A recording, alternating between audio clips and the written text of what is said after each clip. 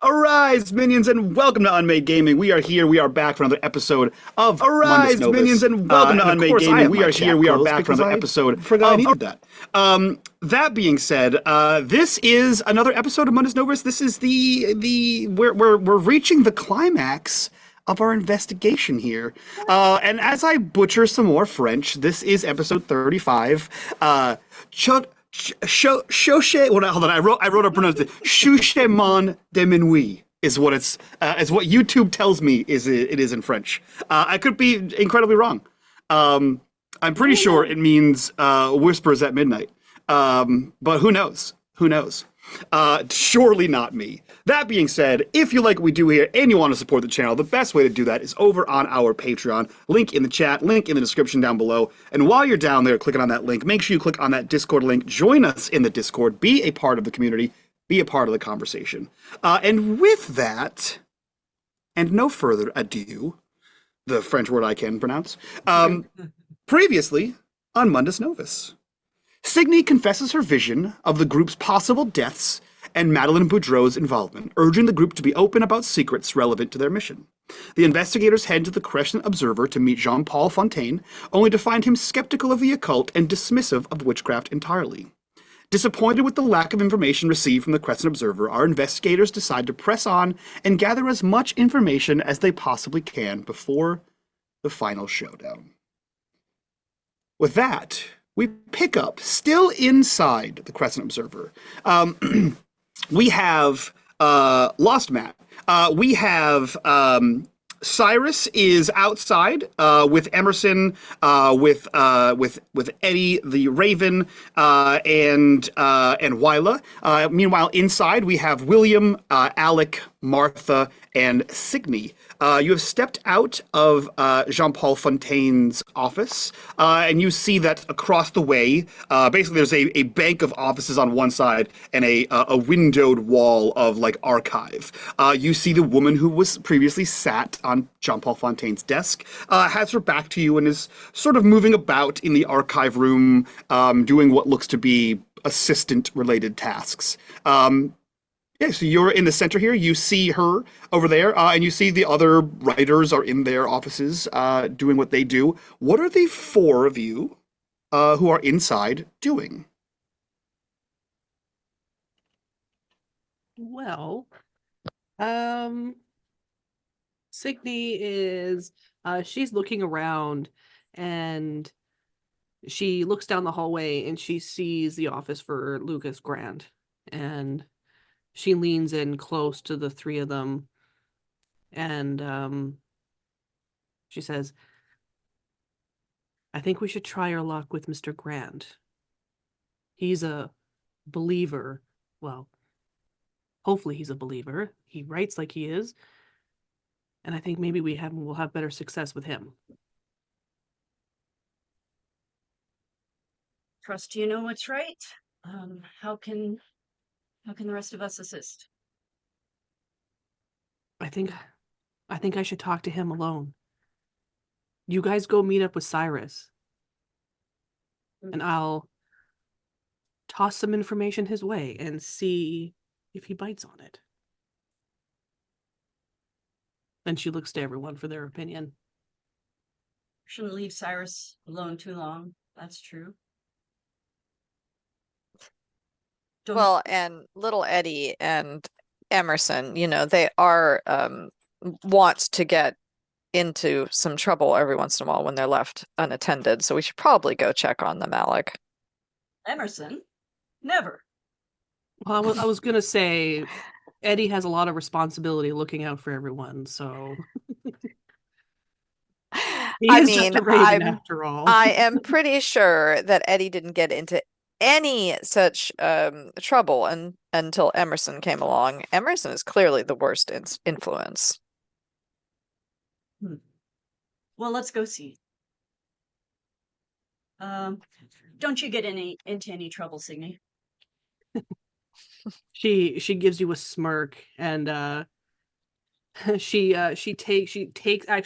takes off her medallion and she puts it in her pocket of her dress, of her skirt. She's like, well, you know me. and she will prepare herself to go talk to Mr. Grant. Okay. So everyone else leaves, I'm presuming, before Signy heads over and to the office of Grant. You see a similar office style. Name on the door. The door is ajar, and he is in there. You see the door is probably like halfway open, so not like walkable, but still open. You can see he is typing away, or not typing. He is writing away at something. I forgot what century we're in. He is writing away at something, and you see that there are like. You expect to see a similar, like, stacks of paper, and his is completely unorganized. Not exactly disheveled, but you can tell that there's some schema of organization that only he knows. And there are odd bits of weird things that you would think might either, if they are not related to the occult, they look like they could be, but they also look like they could be anything a tourist could purchase in any of the tourist shops. Yeah. As you can see through the crack in the door. Yeah, as they separate and the three of them turn their way. I debated doing this in front of everybody, but after the way Martha's been acting, she's definitely not going to. So as soon as everyone turns their back and they head away, she looks and she turns, and then she unbuttons the top few buttons on her blouse. And then she reaches up and pulls out the pin like in her hair, and so her brown hair comes like cascading down, and she like flips it out. And because she draws with charcoal, she has like a piece of charcoal in her pocket. So she reaches in, like smudges her finger, and then she just puts it over her eyes to give her like this kind of like this sultry, like smoky eye look that makes her like blue eyes just like pop. And then she's going to yeah, she's going. Do you show ankle? Jesus. No. No. The eyes are going to be up here, okay? She's going to. She just like on the blouse, put the eyes up here. What are you? Yeah. Well, I said up here. Yeah. So like she pulls open the collar a little bit, and then she's like, and then she like gathers her skirts, and she like kind of not runs, but she kind of like trots in, and she knocks on the door and opens the door as she's knocking, and comes in and closes the door like, oh, mon Dieu, Monsieur Grant, she says, I need your help. I was not ready for any of this. Okay. Ever the gentleman, at least he'd like to think so. He rushes up and like takes you by like the wrist and sort of guides you to a chair that is in his office. And he says, Madame, what has happened? What can I do for you? Merci. And she holds on to him. Mr. Grant, I fear I'm in grave danger. I need your help. And she's gonna be talking on with lower tones, like she's not like shouting or anything. Mm-hmm. Yeah. So, I need your help. He says, please, and he sits you in the chair, and then he's like kneeling almost like on one knee beside you, like still hand on the wrist as he's looking at you, trying to get the information out of you. What has happened? Have you run afoul of something? I believe so, but and she puts her hand over top of his. It's about the murders in the city. Sacre bleu, the murders. Jesus. Oh, way to start. I'm French. The murder show. Can't you tell by this outrageous accent? This outrageous accent. He looks to you and he says, "The murders. Have you seen something? Do you think you're next? What do you know?" Around. She like grabs. I'm assuming because they're writers, they have like copies of the newspapers that they have written. So she'll grab one and then she'll point to his article, like the witches or werewolves, old legends resurface on Death's Mount. Whenever she points, like some murders. Yes. What do you know? And she just takes a deep breath. I feel that it is as you say. There's evil people lurking about, and they're going to kill more. And there's a dark ritual coming, and oh, Mr. Grant, you have to stop them. We have to expose them. He looks to you, and there's like a almost like a knowing and also like vindicated look on his face when he says, yes, the cabal of societies. Have you run afoul of them? Not yet. The spirits have spoken I'm to sorry, me. watching Melissa mouth the words cabal of societies with utter skepticism fucking sent me. She's channeling Mr. Fontaine there. Yeah. Oh, shit. He says, yes, the cabal of societies. Have you run afoul of them? What have you found? The spirits have spoken to me, and I have learned some things, and I fear that they are working together, just as you have written, the werewolves and the witches in the city. I think, and he like gets up, and you see him like start to grab some paper, a pencil, and he begins like writing down notes. You haven't said anything, but he's taking notes on the things that are just flowing out of his head. He says, yes, in the societies, I do believe there are, I've been taken to call them covens of witches.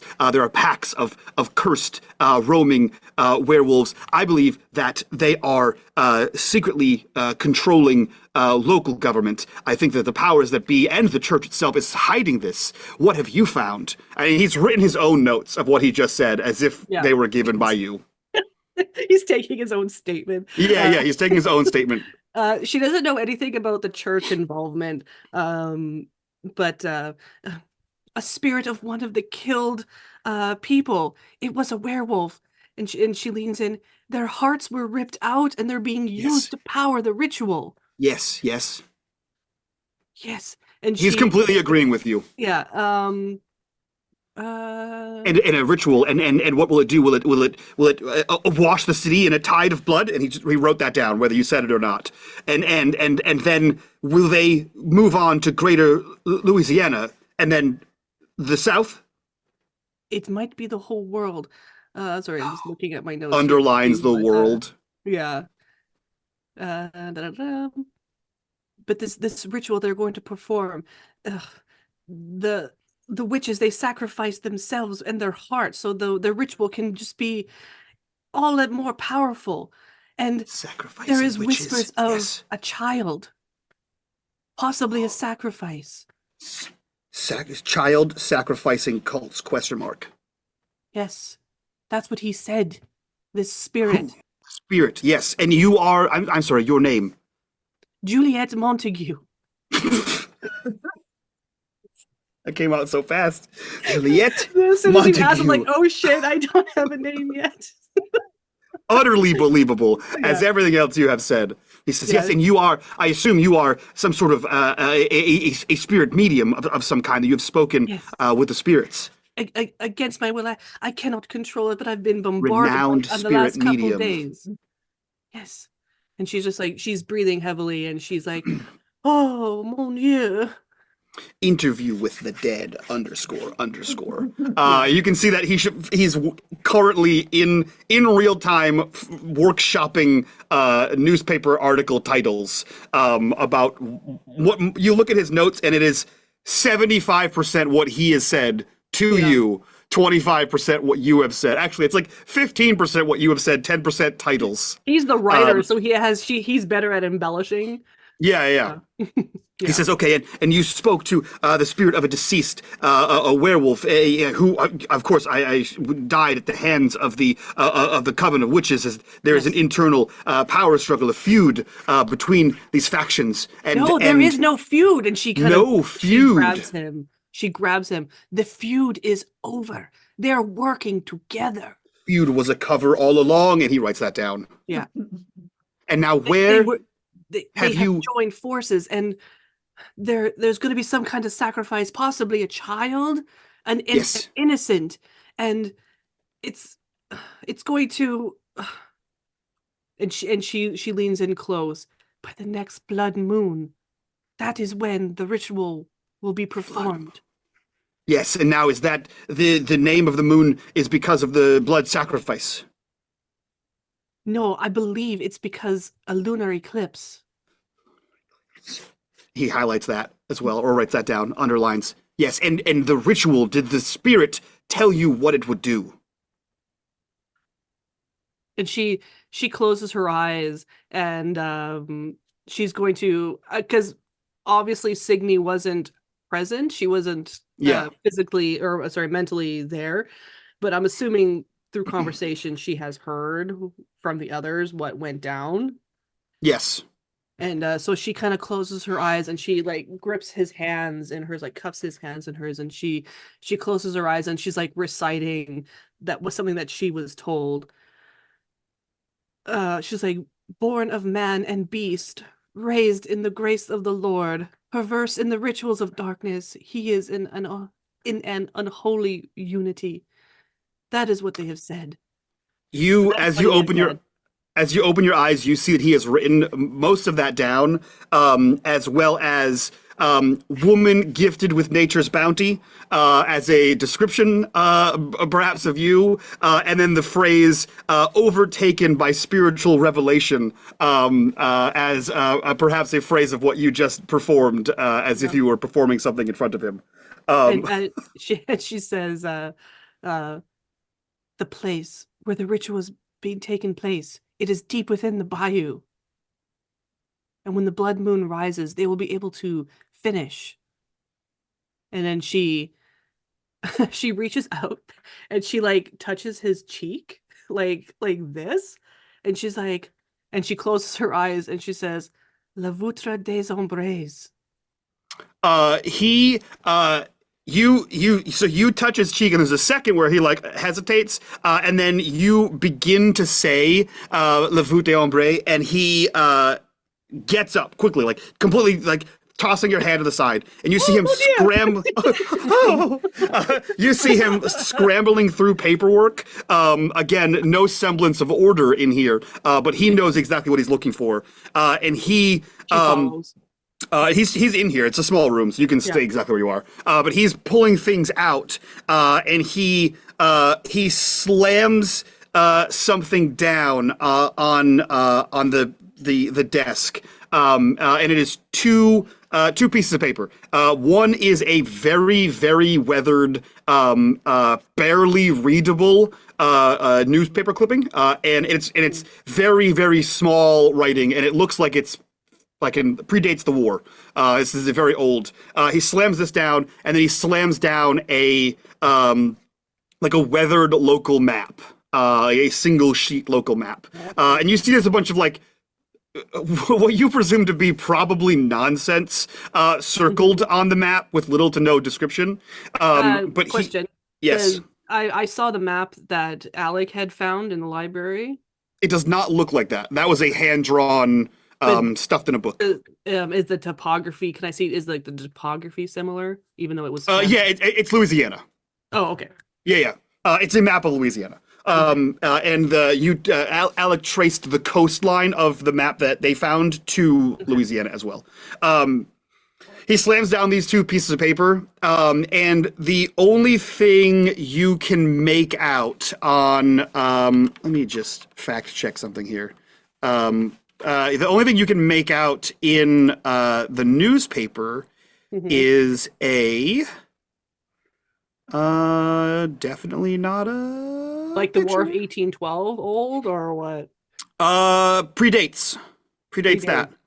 Predates that. Okay, I was being specific about 1812, but no, it is old. This is old. You see, no.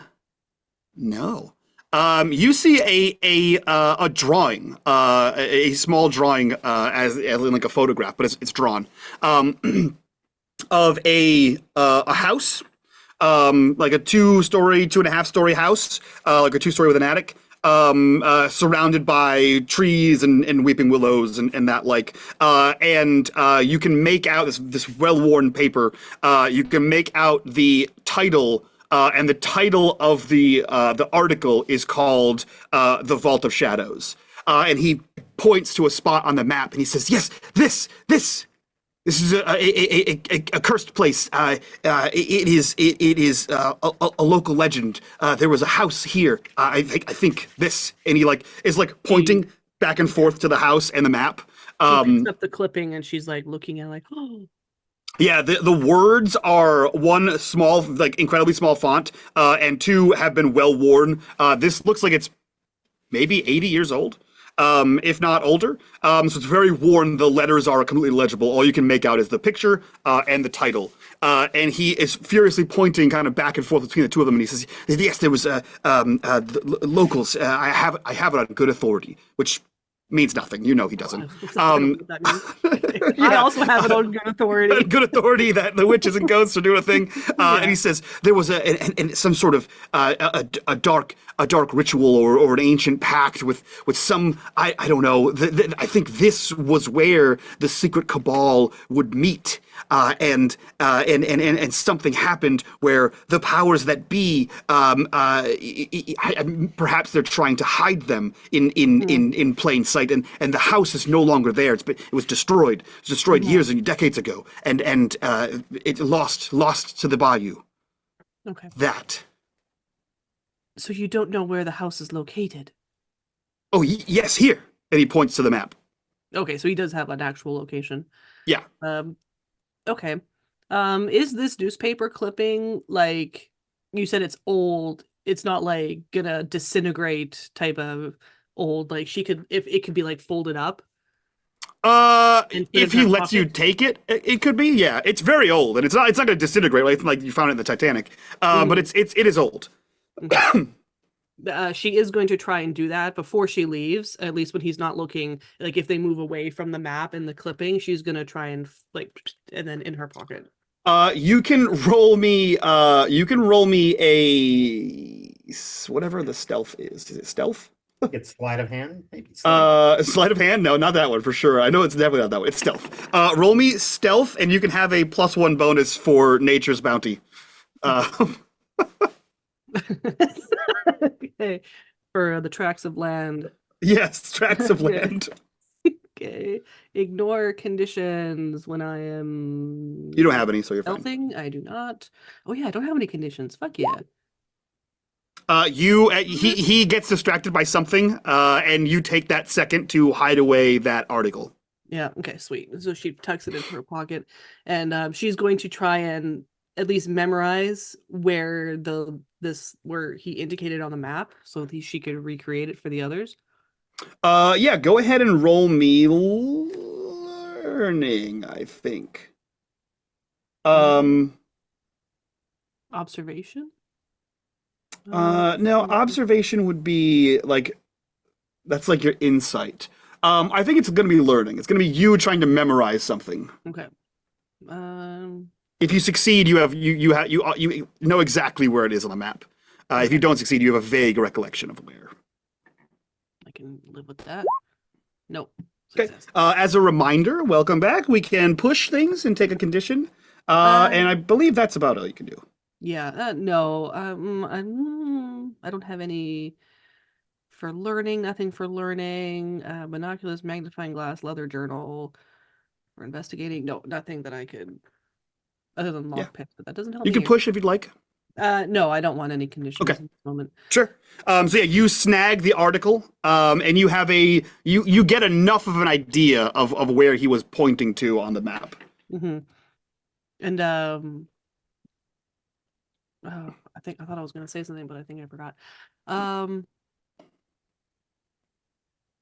she's and so she, in an effort to distract him from the fact that she took something from him, she'll kind of put her hands on his shoulder and turn him away. It's will you help expose them? We have of course them. anything you have, bring it to me. I'm going to begin drafting this immediately. And he points to the mess of notes that he has made up. And she's like, I knew I could count on you. They said I could. And she will again touch his cheek. And anything you need. And then she's gonna stop and be like, do you hear that? And he looks in a direction as if he had heard that. she will go to. I'm assuming he's got a window in his office. Sure. Okay, she hurries to his window and looks out like through the curtains, and she like peeks out, and then she goes back like, I think I'm being followed. I think I'm in danger. I must go, or else I'll put you in danger too. He looks to you and he says, "Yes, there is a back door to the Crescent Observer if you need." Yes, thank you. Oh, mon Dieu, thank you so much. Merci, Mr. Grant. She's like, I will not forget your kindness, and she will squeeze his hand like really hard. He leads you out of his office and down the hall. And when he opens okay. the door, she's like looking like both ways to make sure like no one's like gonna see them, and she's gonna like kind of like do that trot run.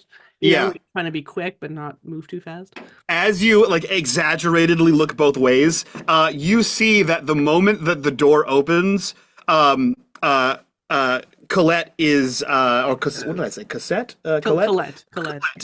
Is sat on a table inside the archive room in that same sort of way she was sitting on Fontaine's desk with like one leg sort of demurely over the other one, and she has her hands folded in her lap, and she's just watching you as you open the door and look. And the entire time she watches you leave as you go to leave with That's with the Grant. opposite of what I wanted to happen.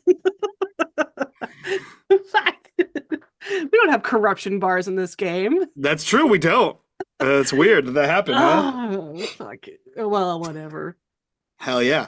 And he leads you to a smaller door in the back. It's probably like like 3/4 of the size of a normal door, and thin. So it looks kind of like a broom closet. And you go in there and it is a very steep staircase down, with a very like the railing is like cut into the side of it so it doesn't like stick out just like on there. And you head down. He bids you adieu and closes the door behind you.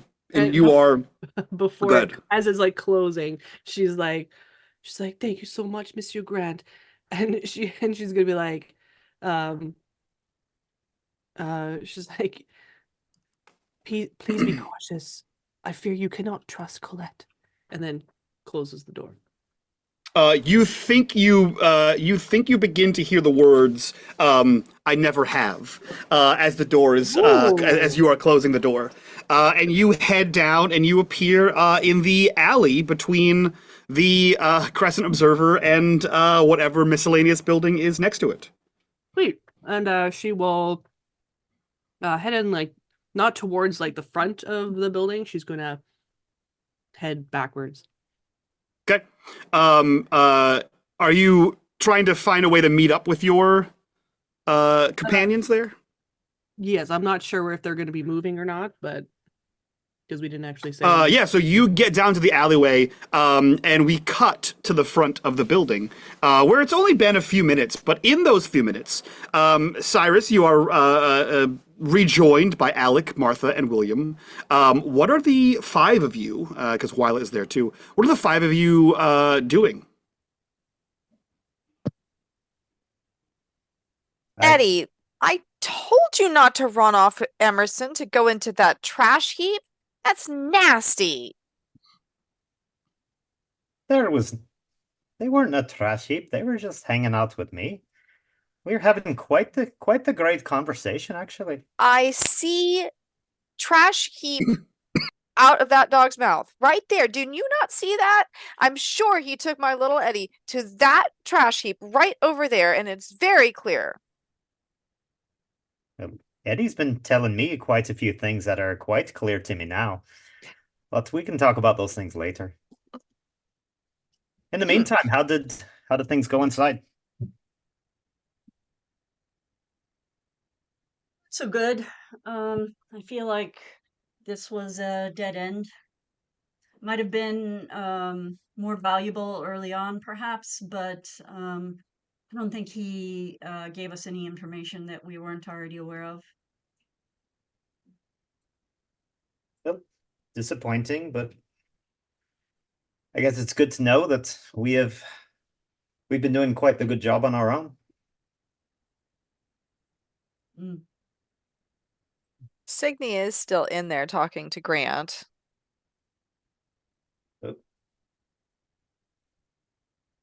Now he is the other writer that,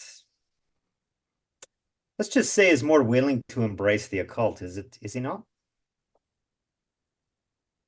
That is what the other guy said. Now, why she insists on talking to all these men by herself, I really couldn't tell you, but there she is.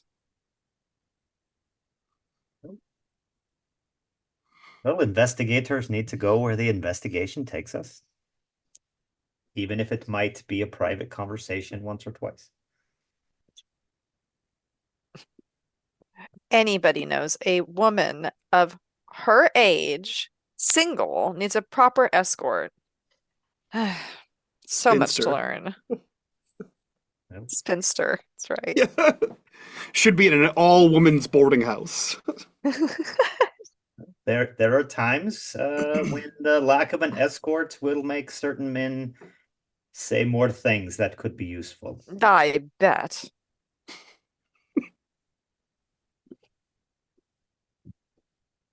I won't say loosen the tongue, because never mind. Moving on. Signy, you can appear at any point in time. But I have to ask, do you recompose yourself? Oh yeah. Oh yeah. She's not gonna give Martha any more ammunition. So as she's like walking around like the outside of like the far building, like she might even like go down like a block and then come around, right? She will like gather her hair back up and then pin it up so she's all demure again, and then put her buttons all the way back up to her neck proper, and Can Cyrus make an observation check to see if the buttons are on like a one Oh my God. yeah. Well, I think you can see that at first you like see her coming, and there's like it looks like, oh, perhaps Signy is very tired, and then the closer she gets, there's only so much charcoal you can get off with spit in your finger, so it looks like she does have like a line of like what could be makeup like under her eye to make her eyes pop. She like has like her handkerchief, and she was like trying to wipe it away, but so yeah, there's still a smudge. Well, then, as she approaches, Cyrus will just give her a one eyebrow up questioning and just give it like a half smile. She just like, It seems like a short conversation, maybe. well, he was Mr. Grant was Mr. Grant in? he was very receptive, yes, and he Martha gives her the most disapproving look. Martha, sometimes, just like you said, men don't take women seriously, and sometimes we have to use that to our advantage. Martha does You'll not understand look when you're- convinced. You'll understand when you're older, my dear. Mutters something about mutters something about spinsters and never be as old as you. I don't think she's not even 30 yet. Basically dead. Yeah, exactly. Listen, I do have to point out that this game's concept of middle age is very strange. Very strange, because it starts in your mid-20s. Yeah, it's like 20 to 50. Yeah. Yeah. Uh, That's a big range. But yeah, he was extremely receptive, and he very much liked the idea of secret societies and rituals. And I didn't mention, and she motions that maybe they could start walking and not linger outside the place where they were just doing all this shit. yeah, you guys can. I didn't mention the Messiah, as it were, but I did mention a child possibly being used as a sacrifice. What was your intent here, Siggy? To hopefully have him write some newspaper articles that will expose more sensitive details about this cult ritual. Very clever. Well, let's your hope so. intent is to rattle the bird cage, as it were. Mm. And- Flush the pigeons. Yes. What's that line that you always say? Oh, it doesn't matter. And she reaches into her pocket and she pulls out the clipping and she hands it to Alec. When I mentioned the name of the place that the werewolf spirit mentioned, he immediately knew what it was. Le Vôtre des Ombres, the Vault of Shadows. And apparently it is a house of legend here. Hopefully I was able to stake this, but the map that he had marked, I wasn't able to snag that too, but hopefully I'll be able to remember the general area where it is. Well, we should get back to the hotel. Give you an opportunity as soon as possible to find it on a map and mark it. Memory Well, is perhaps tricky. I agree. Perhaps, though, we should go. She looks at Cyrus. Do you think we should still talk to Miss Gautier about specifically the blood moon and when it is? The timing information would be useful. I think it'd be, unless we have another way, perhaps in your library, Alec, if we can find out the same information on when the blood moon might be coming. I have an almanac for Louisiana. I think either conversation would be effective. I might have it along with me here. And Alec, who's always carrying a whole pile of books, don't know how, carpet bag, we'll say, Yeah. pulls out the almanac. I think Alec Go would- ahead and roll me a learning with a. You have a bunch of pluses to this. You have a disgusting amount of pluses. Mhm. You have a +2. You have a +2 for bookworm, and I could do wealth of knowledge as well. Although and wealth of knowledge is a +2. Yeah. Is an advantage only used once? Once per session. Oh, okay, we'll use that too then. And I gave you an advantage. That's Oh, true, and another you one? also have the plus, the blessing. Is You that have the whale, the blessed whale. and I can? Yeah. I'm sorry. What happens with the whale? I can use it whenever I want. It's a +2 to anything you want. I think it's also once per session, right?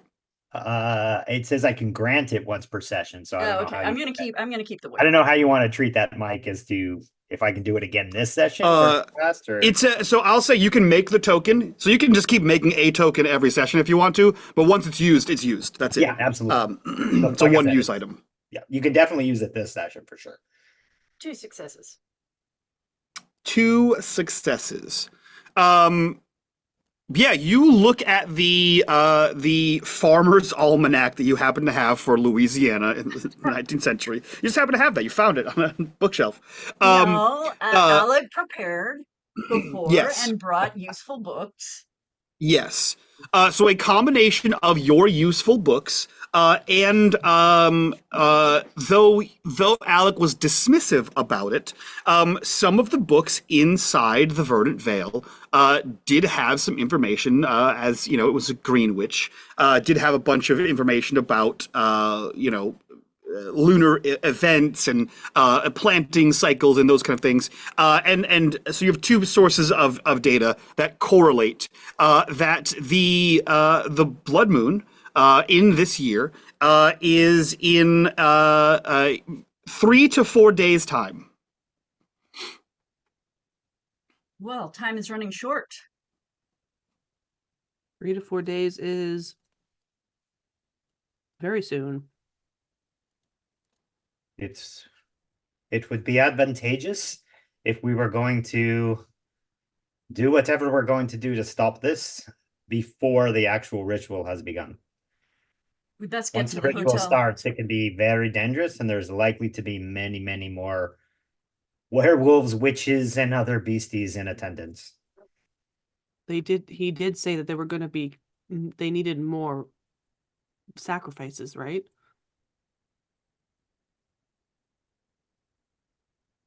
Mhm. Doesn't seem like they can ever get enough. So As they're walking, Alec is turning in the direction of the hotel. She'll follow. I think the only then reason for us to go back to the Vale would be to see if we could enlist the assistance of the Green Witches and Mm. perhaps their kin. But we don't have to do that today. We don't know where the Vault of Shadows is specifically, right? Correct. No. You have a vague idea based on Signy's recollection.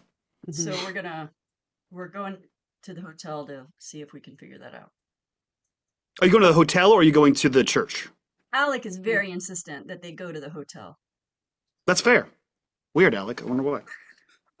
Strange behavior. William won't argue. They have a bar, so and That's- he wants to find out where this Vault of Shadows is because honestly, he's getting impatient. I want to go there during the day, not at night, and maybe there'll be a werewolf or two to kill. Yeah, what I'll do for you, Matt, is I'll put it at early morning so the moon is also still out, and so no matter what, you can't get away from the fucking werewolves. We're on stream, so I have to censor this, but Yeah. okay. Not on this channel, you don't. Yeah. So whether anyone's paying attention to it or not, Alec is leading the walk. And as the conversation continues, you find yourselves at the corner, I'll say, of where the hotel is directly in front of you. So you have been sort of wandered the city streets in that direction, and you have found yourself nearby the hotel before anyone realizes where you've gone to. Signy will. She looks to Cyrus as they're walking. If we need to enlist their help, Miss Gautier and her allies, I feel like the sooner she knows, the better. If she needs to organize people, it's going to be a lot harder to move and get to where we need to move. If we wait too long, it'll be too late. Fair point. Oh, I can go there and see what can be done. Once we maybe figure out where we think this vault might be located. She looks at the hotel. Isn't all of our notes at the church? Alec pulls a map out that they carry with them and hands it to, if anything, hands it to Alec Signy would and also have a says, map. Oh. hands it to Signy and says, "This should help you. I'll be right back." And enters the hotel. Okay. You're mute. I sure am. You enter the hotel. You know its layout. Where are you headed? To the front desk. Okay. You do so. There is a hotelier as or there is Sorry, wait, a what? A hotelier? It's another G-ism. There is a concierge. There's a concierge at the desk, and he greets you and he says, "Good day, madam. Good day, sir. What can I do for you?" Do you have any letters for Alec McKinley? 1 second, please. Yes. Hold on. And he turns around and you see him pull out like a metal basket that has like the collective mail mail in here. And he begins to go through this, and he says, "Yes, well, more or less. This is a message for you." Message.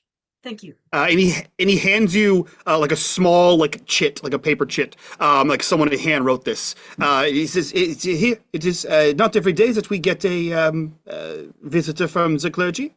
And he hands you the note. Thank you. Alec will, as the note is handed over, Alec will provide a tip as well. Okay. He takes that and he just sort of like puts it underneath the counter. And he bids you adieu. And you look down. You look down at the note, Do you read it, or do you just sort of? What do you do with this note? I mean, Alex, it's just an open piece of paper, right? It's just an open piece of paper, yeah. But Yeah. I mean, you also know the gravity of the person you're expecting this from. So Alec will look around the room. Is there anybody who looks suspicious or like some sort of monster or something? There are no monsters in the lobby that you can see. Just the harlot. So, Yeah, no. There are no monsters in the lobby, as far as you are aware. Then given that things are safe enough, Alec will read the note. The note is just a single line, and that reads, "All lost things have their place with the Lord."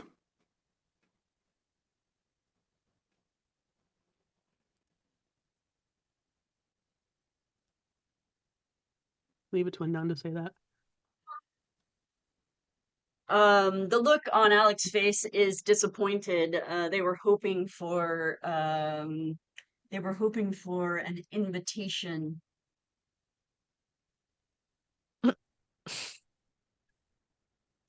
They'll fold. You go, you know what? Go ahead and roll me an observation, I think.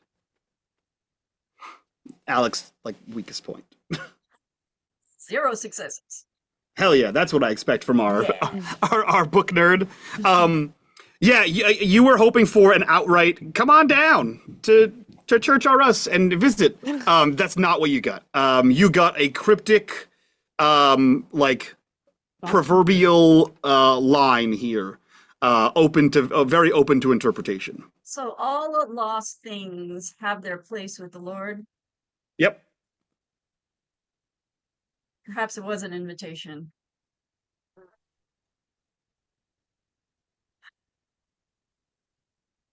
Alec will fold the page or the note, put it in their pocket, and return back to the group. You return back. As Alec returns outside of the hotel, you see a little bit more of a forlorn Alec. William will be eyeballing Alec as they come out of the hotel and kind of have a raised eyebrow, like, "Oh, really? What's going on?" Probably being the one that actually knows them the best. Did William say that or just have a raised eyebrow? No, he's very blatantly like staring at you, like, what the fuck is going on? Alec will just give a shrug like that. Okay. Signy is like leaning against like one of the stone walls or something, and she's looking at the map, and she's like trying to remember approximately where this notation was, so she can circle it and set them on a path. Any luck, Yeah, you Signy? have a vague location of it. Yeah, Any luck? somewhere. It's definitely somewhere around here, and she like circles it with like her pinky nail. Should we I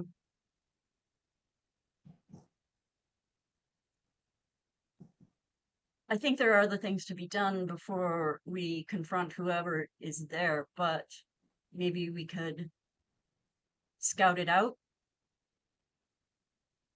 What does the terrain look like? It's a bayou.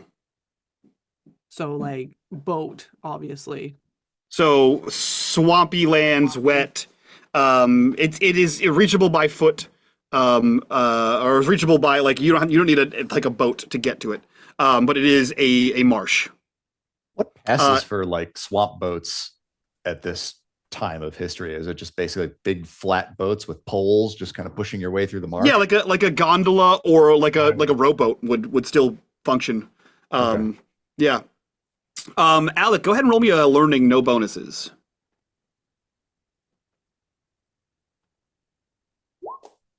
Successes. Great. One success would have gotten you this general area looks familiar. 2 successes get you, you know that spot on the map. You traced that spot on the map before. The coastline looks very familiar. Like Yeah, as if so- the coastline matches something else that you have. Can you remind Melissa what you're Yes, the paper you found in the library that had a hand-drawn map with a coastline and Got it. intersecting lines on it, it matches this general area that Signy is circling with her finger. I see. Alec will pull their map out and the other map out and overlay it on top of Signy's map. Looks similar, does it not? It did. I wonder who drew this. Where did you say you found this? In the library. In the library. Hmm. From Mike, the Men of Letters, no? Alec remembers it was kind of a spooky moment, right? Or no? A little bit. It was less of a not like a supernatural moment. You found a using your knowledge of the Men of Letters, you found a hidden nook, cache. basically inside the shelf. And when you found this, you the player knew that someone was watching you. I don't think Alec knew. Alec describes that they had found this cache for the Men of Letters, having recognized the Hmm. symbols. If only we could find their old lair here. Maybe it's hidden and still intact. They might have more information about this Vault of Shadows. Hmm.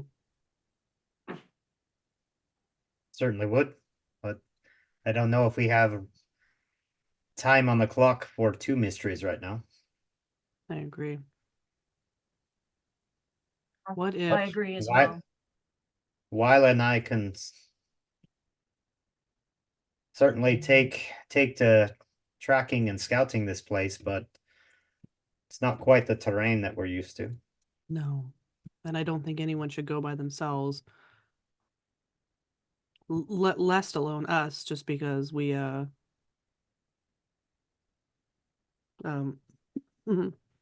How we're not sorry. from here. We don't know the area. how far into the bayou is this spot? Like, is this something that Martha thinks she could realistically send Eddie in to scout out and see if he can bring us back a clue or something? He could fly over there. Yeah, I mean, birds fly for miles, and this is a few miles into the bayou. Not so much so that it would be submerged in water, but it's still in there, an inconvenient amount. He could fly in there and retrieve something. Are we okay. So are we at a place where we could do that, or do we need to like get closer to the edge or something? No, you can send Eddie to fly wherever you want. He's just going to be gone for a while. Okay. Okay, well, I kind of lean over the map. I'm watching them do their talk and manipulate it and stuff.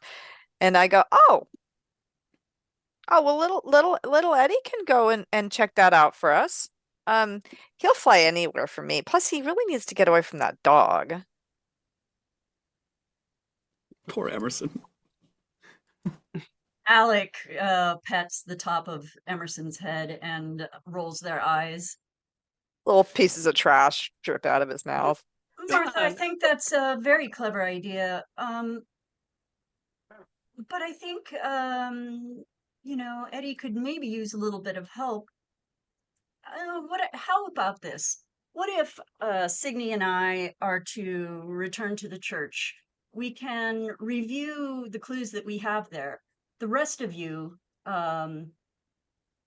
maybe go and investigate this space. Don't put yourself into danger by any means, but maybe you can scout the space out and return to us. The moment you see anything that might cause danger, you should return immediately. You want them going out into the bayou? How far is this on the map? Space being the vault, right? Couple miles. Couple miles. It's not that far. And yes, the space being the vault. Let's go. Something I'm comfortable with. Well, If as long as Signy we does not have look happy with proper it. attire, I'm not sure I want to get my feet wet. I don't think Martha should go. You can get some waiters. Or just keep your shoes on. She can tuck Wait. her habit into the waiters. Or You know, I don't know. I don't know that you need to have it in the bayou. I don't know. Everyone's like, I think if you're dressed as a nun in the swamp, you stick out way more. Unless Martha, You're perfectly right, Signy. We should send Martha back to the hotel for the day. No, Martha knows this city better than anybody. And I realize out of character I said that she doesn't know anything about the church involvement, but she absolutely does because she had those visions of the boy in the church. What about the window, the stained glass window with the crucifix set We in should. it? I think we should calmly consider our engagements before making any decisions like that. Well, if the boys are going to investigate this vault location, perhaps we can go investigate and scout out this church. Or Yes, that, you sorry, and the you. Ath- That would be a perfect idea. Why don't you and I go back to our church? There are a few things that I would like to collect there, and Martha can go to the hotel, and the rest can go investigate the vault. No, If I I want go to the hotel, clearly I will sit there and not leave and stay out of trouble. Martha to go to the vault with us because one, dressed as the nun, perfect distraction for anything that might see us. Two, being the distraction, then we can, they'll target her and not us. Yeah, it's like a bull with a red cloth. Everyone knows that werewolves target nuns first. Exactly, right? Well, she does They have have Eddie. They have what's called nunnal vision. Look, religious heart, go eat that one and we'll go and, Her heart is pure, exactly. It's tastier that way. untainted by sin. Martha will be getting his shoes dirty, but we will keep her out of danger in a way, and Eddie can be useful if she comes along with us. I did see some fashionable waiters a ways back at the shoe shop.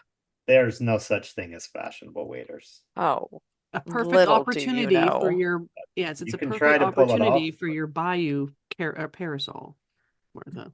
that There. is true. I did bring one. Well, if Martha insists on going, then who am I to say no? Yes, she's old enough to make her own decisions. Come, Alec, I guess we will go gather our things. We have a plan then. We'll meet you in a few hours. All right. Yeah. Two of you stay out of trouble yourselves, and we'll remain out of sight and see what we can see. Yes, and she looks gravely at the four of them going, please be careful. Or I'll keep an eye on everyone. And then she will go with Alec back to Saint Lumiere. Okay. I don't think we're going to Saint Lumiere, are we? You said the church. I assume that's where We have you two meant. churches, right? So we have Yeah, our church. Saint Lumiere. Yeah, Saint Lumiere is our church where we're staying or investigating from. What's the name of the other church? Ours? Saint Therese. Saint Therese. The Abbey of Saint Therese. Of Saint Therese. Yeah. Sorry, I just assumed Saint Lumiere. Yeah, Saint Lumiere. Okay. Mike, Okay, way back Yes. 3 episodes ago when we went to that apothecary, I remember asking them about colloidal silver. Yes, and they did not have any. Did not have it. Okay. Did not have any. Yeah. Okay, thank you. So before we cut to the church, for Cyrus and Wyla, Martha, and William, what are you doing to prepare for your trek into the bayou? What are you bringing with you? Are you outfitting differently? And what is your plan to get to here? You have a vague location marked on a map. What is your plan? Well, obviously, William. Martha's first plan is to go shopping. Small hour-long montage. I think your trunks have plenty of options for you. That would be appropriate. And Wyla can help you dress appropriately in this case. Let her help you as you help her in other situations. You know what, William, you're you're fairly observant. You hear this conversation as Alec and Signy like disappear off around the corner. And you see like Cyrus, Martha, and Wyla are all sort of talking. And as soon as Cyrus says, "Let Wyla help you for all the times you helped her," there's a flash of a very devious teen grin across Wyla's face. I think this is a great idea. Well, Cyrus and I will go gather our things. Wyla, please. We would really appreciate this if you would get her all together for this. So as we'll cut back to William and Cyrus in a second. But as we see Wyla like grab Martha, not demurely by the hand and like almost excitedly hurry up to the room. In the same way that Martha does when there is a wardrobe change, except we see a montage that is basically the exact opposite montage of Pretty Woman, where Martha is repeatedly dressed in and out of the most heinous fashion crimes she has ever seen before in her life. But you are absolutely outfitted in pants, in a proper shirt, like galoshes, nothing that Martha would ever, intentionally put on. Yeah, we just see the opposite montage of every montage that Martha has ever given Wyla, of teaching her how to wear dresses. She's teaching you how to wear pants, how to stand properly in pants, how to like fasten the toggles on like all these other things, as she is getting you dressed for a bayou/woodland hunting expedition. Yes, no fashion whatsoever, only utility. And it's all beiges and dark greens. It's all of the clothes you have. Yeah. What do we see? What do we see Cyrus and William doing in that in the space of that montage? William's easy. He's going straight to his room. He's making sure he has extra, because he had all those silver bullets and everything made before we even came down here, because he was so freaked out about it. I mean, he's just like takes the whole box, he pours it inside of his jacket pocket, making sure that his revolver is loaded, grabs a little vial of Dr. Siegfried's little special powder that he's been using, and make sure that he's fully loaded and ready to go, and steels himself, because hell yeah, throwing himself into this, because he's been getting frustrated and angry, and he's just kind of had enough. A tortured soul. What about Cyrus? This is not your first run at this kind of thing. What are you packing? Nah, Cyrus, he first and foremost, he will find his actual boots that he will wear, kind of his outback trekking boots, and pants, loose fitting shirt, his duster, of course, and then his little over the shoulder satchel with some of his occultist things. And the one kind of, I guess, long, kind of little longer shot is him taking out his long bladed knife that he doesn't really show very often, but just kind of pulls it out, inspects it, wipes it off a little bit, puts it back on, tucks it into kind of the back of his belt, so he keeps it out of sight. And puts on a hat, kind of a big rimmy hat that he wears. And then he just kind of as he kind of just takes a breath to walk back downstairs to meet up with the rest, he just kind of says, "I don't know why I don't take a rifle with me. Well, we'll make do," and then walks downstairs. Okay. So we see this preparedness montage as we see the squad of the squad of four head down the streets towards the direction of the bayou, and we cut to the Church of the Church of Holy Light, l'Église Saint-Lumière, where we see at the same time Signy and Alec push open the large door and enter into the dim church. What are the two of you doing? I feel like the walk to the church was a little bit strange. Alec had a very intense look on their face and walked very rapidly, long strides, hands behind their back, such that Signy was almost having to, run to keep up. Very quiet. And then as they open up the doors, all of a sudden Alec turns, once again, this intense look on their face, and says to Signy, with a little bit more energy than one would expect, out of the blue. I am sure you understand, as observant as you are, Signy, that I have a motive for separating us from the group. Cyrus will keep them safe, I'm sure. Something seems to be on your mind, Alec. Please, do you want to sit? I must be honest. I am not happy with them going by themselves to into a place of none of us know what to expect. It will be fine. Cyrus knows how to do a preliminary search of a space without going into danger. They will return, I'm sure, before anything occurs. But I needed to make sure that I had some form of alignment, and Alec is shaking, and has Alec. begun to pace. Yeah, when she notices this shaky demeanor, Alec, and she will step forward and just and put an arm on their shoulder or a hand on their shoulder. Just take a deep breath. Come and sit with me.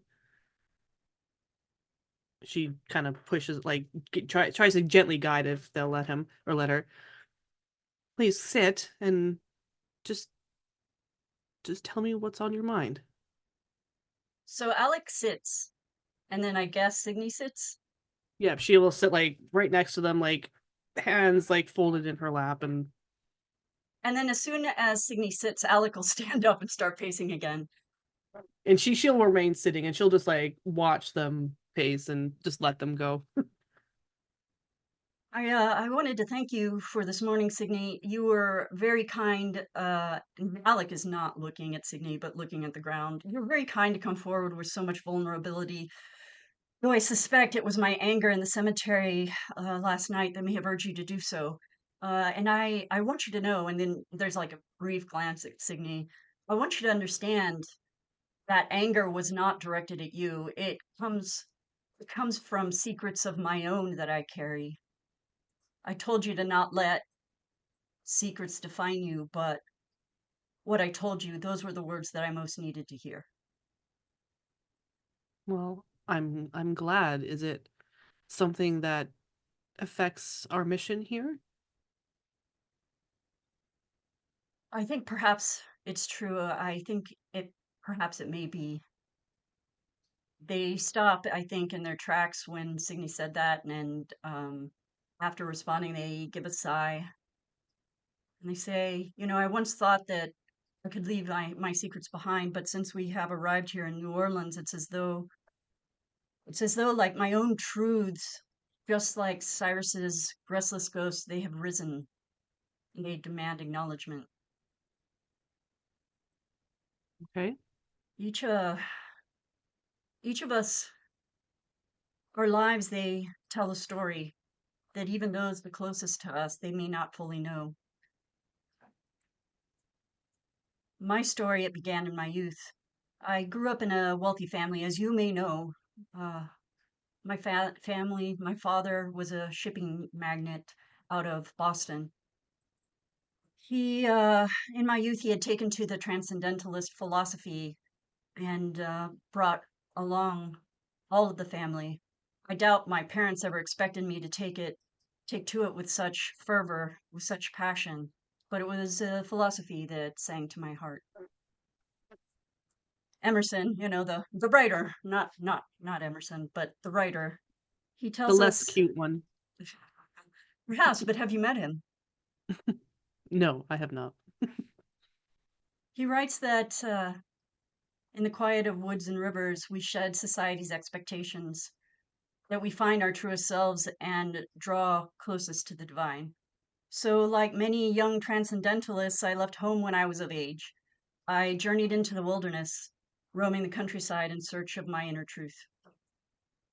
And then she's going to look at Signy intensely again, almost like daring her to react. And she says, "And there in the woods, I met a man. For a time, we traveled together, exploring all that the natural world has to offer. And when we parted, it wasn't long before I realized that something greater had come from our time together than I had anticipated. You're a worldly woman, Signy, so I think you understand what I mean." She raises her eyebrows and wow, well, I think I know what you mean. Yes.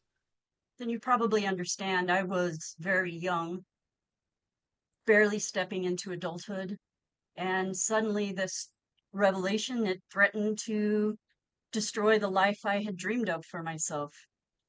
I returned home to my mother, and she took me to San Therese, and there 5 years ago I delivered a son. As you know, I don't hold much to society's norms, and she looks away. I'm not ashamed that my child was born out of wedlock, nor do I regret my time in the woods. But I've carried a long-lasting regret for leaving a child to fend for himself alone in this terrible and cruel world, without a family or parent to keep him safe. And then they take a deep breath and they look back at Signy and approach and hold out their hand. She will take it. And they look into Signy's eyes and their expression is open and raw. And they say, "It may be that my son has nothing to do with what you saw, but some deep part of my soul tells me otherwise. It feels as though my past and my present are woven together in ways that go beyond the ordinary, perhaps beyond the natural. I believe I was meant to be here, not to shield the world from this child, but to protect the child from the world. Whether he is mine or not, he is someone's son. You understand, right, Signy? Someone's son. We need to keep him safe." I agree. And she will sit back a little bit. She doesn't let go of Alex's hand, And Alex's hands are trembling.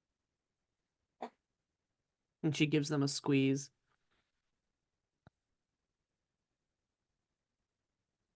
I hope it is not the case that he is involved. From my memory, Mike, she said 5 years ago. Does this match roughly? It does. I asked you to describe what the child looked like. Can you do it again? Short for child, and she'll put like a height, even though she's sitting, she'll put like a height line with her hand. Short, very dark brown hair, almost black, dark eyes, cute little nose, skinny, but healthy. I'll get right to the point. You see my face. I see you, Alec, yes. Do you recognize the child in me? Can I roll, Mike? Or is this an affirmation that this is the case? Yeah, I think I'll leave that up to you. You can decide if you think. I mean, it was a vision and a child, and like, there's only so much of like the child looks like their mom or their dad in every kid, and whether this story affects your memory or whether you truly think so or don't think so, I think that is entirely up to Signy. Jesus.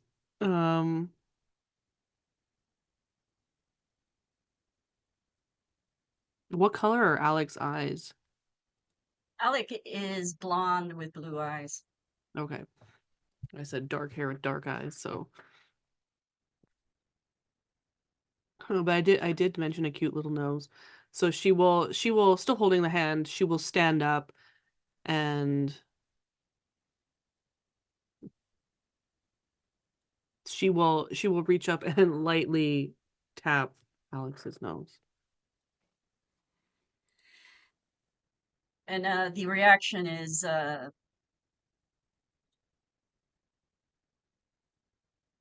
sorrow. Signy would hug them if they're let. Absolutely. So they hug, and then I think after Alec's heart rate has dropped a little, I wrote to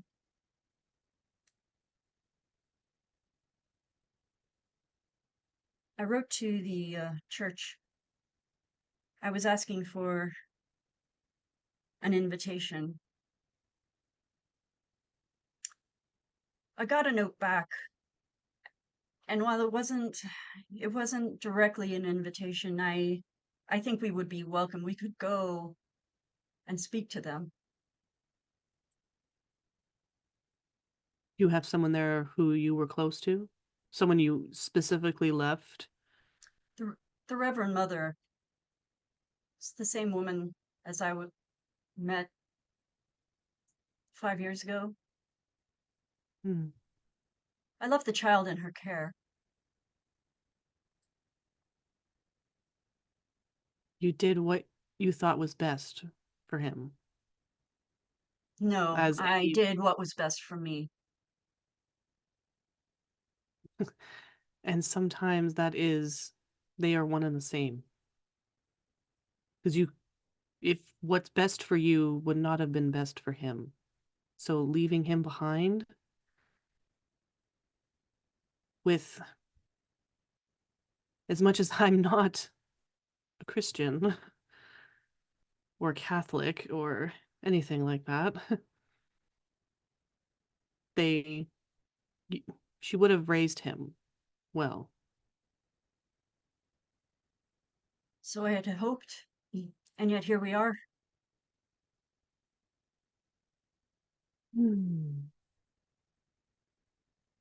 Well, we will go there and we will find out if you think you're ready for it. I don't think I can be ready, Sydney.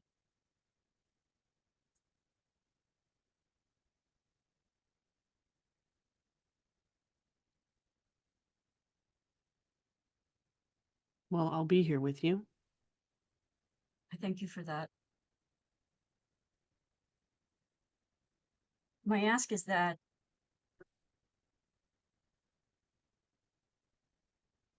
I have your support in the direction. I know that early there was some perhaps discussion that the child was not innocent in this, but I think that cannot be the case.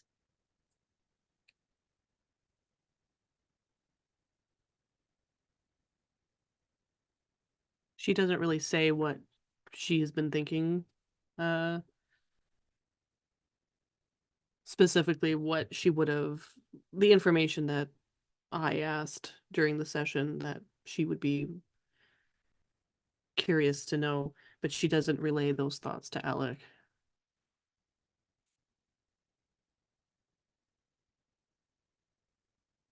It's possible that this church has been infiltrated with agents who are working with this cult. But we will go there. And she like looking like, yes, we'll go there. And we'll talk to the Reverend Mother. Yes. Well, and she cups Alec's hand between hers. How about first steps? Let's exit the church here and make our way to St. Therese. Is that what you want? It's only been a few minutes. I We can have follow. nothing We to can do. follow our party into the swamp. They may not have even left the town. I think we can do our own scouting, first of all. And we'll play it by ear. I think that's the saying. When we get to the Abbey, we'll reevaluate. Very well. And if you don't want to go, then we can catch up to the others. Or go drink a copious amount of wine.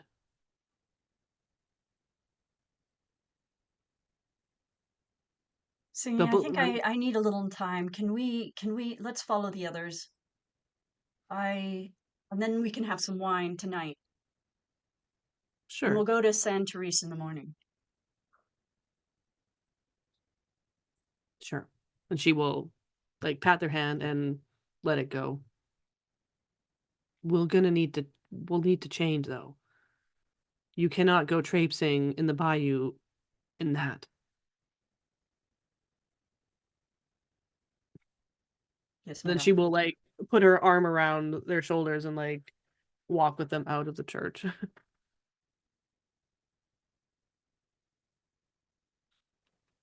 And they'll make their way back to the hotel. Cool. In that case, yeah, if you would like to meet up with your party, we can have that happen. And so if that is your intention, you get back, unaware of whether they are still there or not. You get back to the hotel and prepare yourselves for the bayou. And as you come down with whatever you're wearing for the bayou, you would see Cyrus and William are waiting, I imagine, in the lobby for Martha and Wyla's montage to end. They just hear the music of a montage playing. From Yeah. They're still out shopping. On a vibraphone. Yeah. Martha cannot get dressed in under an hour. And True. if it- we're already done before they're even done, Signy will go and knock on their door. Yeah, so I'll say the two of you come down from your room and you would see Cyrus and William there.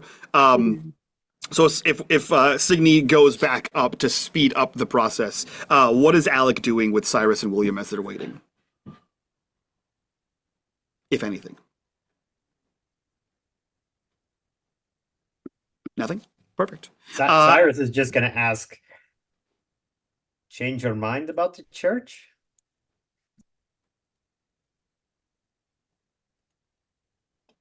I think he's talking to you, Melissa. Alec is distracted. Got it. Uh, Alec, everything all right? oh yes, it didn't take long to collect what I needed there. It seems that you're waiting on Martha. Boom, boom, boom. I am expecting any moment now. Hopefully Wyla can hurry her along, but yeah, we need the proper wardrobe. or jaunt into the bayou, and we are waiting.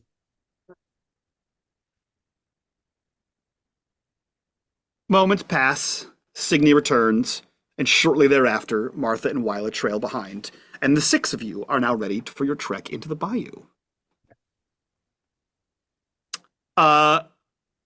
Wait, Yeah, I you want to guys- know. I want to know Go ahead. what Martha's actually dressed in now. What- You know what, mishmash Wintress, of- I will let you fully describe Martha's Gosh. outfit here of...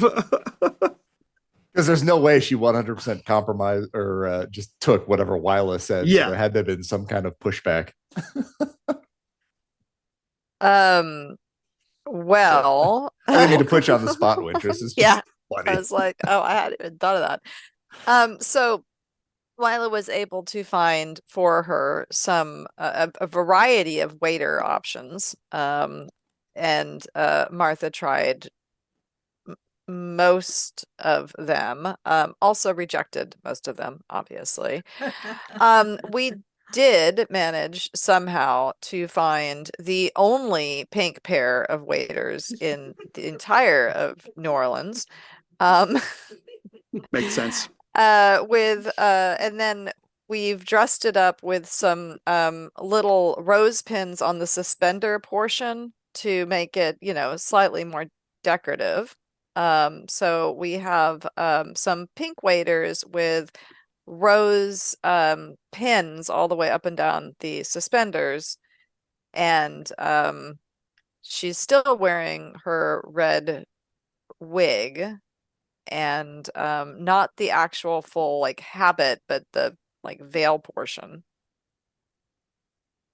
As Martha walks down, without missing a beat, everyone knows that those aren't pink waiters. They were red waiters that sat in the front of the store for so long because no one wanted to buy red waiters that the sun bleached them pink. So there are faded streaks of like varying tones of red to whitewashed pink. But everyone kind of has that silent agreement to not to let it be called pink. They're lightish red at best. All right. And Wyla looks pleased as punch. Of course, she also found her bayou parasol. Of course. Yes. So the six of you are reunited in the lobby of the hotel, ready for your trek to the bayou. I will need some kind of roll here to determine how long it takes you to find your destination, for purposes where nightfall may be your enemy. And I want to say it's going to be... I want to say it's going to be vigilance to make this roll. So who would like to lead the way? Are we gonna do it? Just only one person needs to. I have. Oh, I see. Oh, go ahead. Can I only have just- like 6 dice total, so you probably don't want me rolling it. Can Emerson Melissa? help? Can Emerson help whomever is going to roll vigilance? That'd be awesome. Or I could roll it, or all of us could. I don't know. Emerson can help. What he can do is he can help avoid getting lost, right? Like if he Is knows you're Emerson going in a golden? circle. He's Did I remember that a right? Emerson gives Good. a bonus for vigilance. he's not a golden retriever. He's Why did I think he was a golden hell- He's What a the hell was he? bloodhound. He's a bloodhound. Thank you. Wait, didn't Pooble had a golden retriever? Yes. Okay, that's where I was Wrong, thinking. wrong character. And then Cyrus gets a bonus to vigilance when tracking prey. Would that be appropriate here? I'll buy that. Yeah. Okay. Then I have an 8 dice in the pool to start. But If Emerson roll helps like- you, it's a +3. +3. Okay. So that'd be 11 dice on that pool if you guys want me to roll. Although I roll like shit. Yeah, and we Just also saying. have the map. Does that actually give him a bonus? Nope. Okay. All right. I will give it a No, shot. no, we got all the bad rolls out on Friday. Oh my Yeah. gosh, So that's Please, let's just say we did that. it's awful. 5 bonus dice. Go. 20 dice, 0 successes. I had to. Oh, God. That's. Fuck. You hate can Roll20. push. I You hate can Roll20. push. Roll20's dice is just so Okay. broken. I'm sorry. It's just junk. You Oh can my push. God. All right, you you know take what? a condition. I'm gonna push, and I'm gonna add my spirit guides. Okay. Well, So you take the condition afterwards. yeah. So that's Can now Eddie 7 help bonus. because we wouldn't get lost because he'd know the way back. That doesn't help you get to where you're going. This is true. But There we we won't like go. get lost there, coming that's back. better. Hey. That's a little Oh friggin' my better. gosh. That's what I was There it expecting is. to begin with. Now, There we so, go. So Cyrus, in like first as we start to kind of like make our way, he's just looking around. Don't worry, I know exactly where we're at according to the map. And then he starts to whisper, "All right, Colin, you were the one that was always looking after me. Which way should we go?" All right. We're going that way.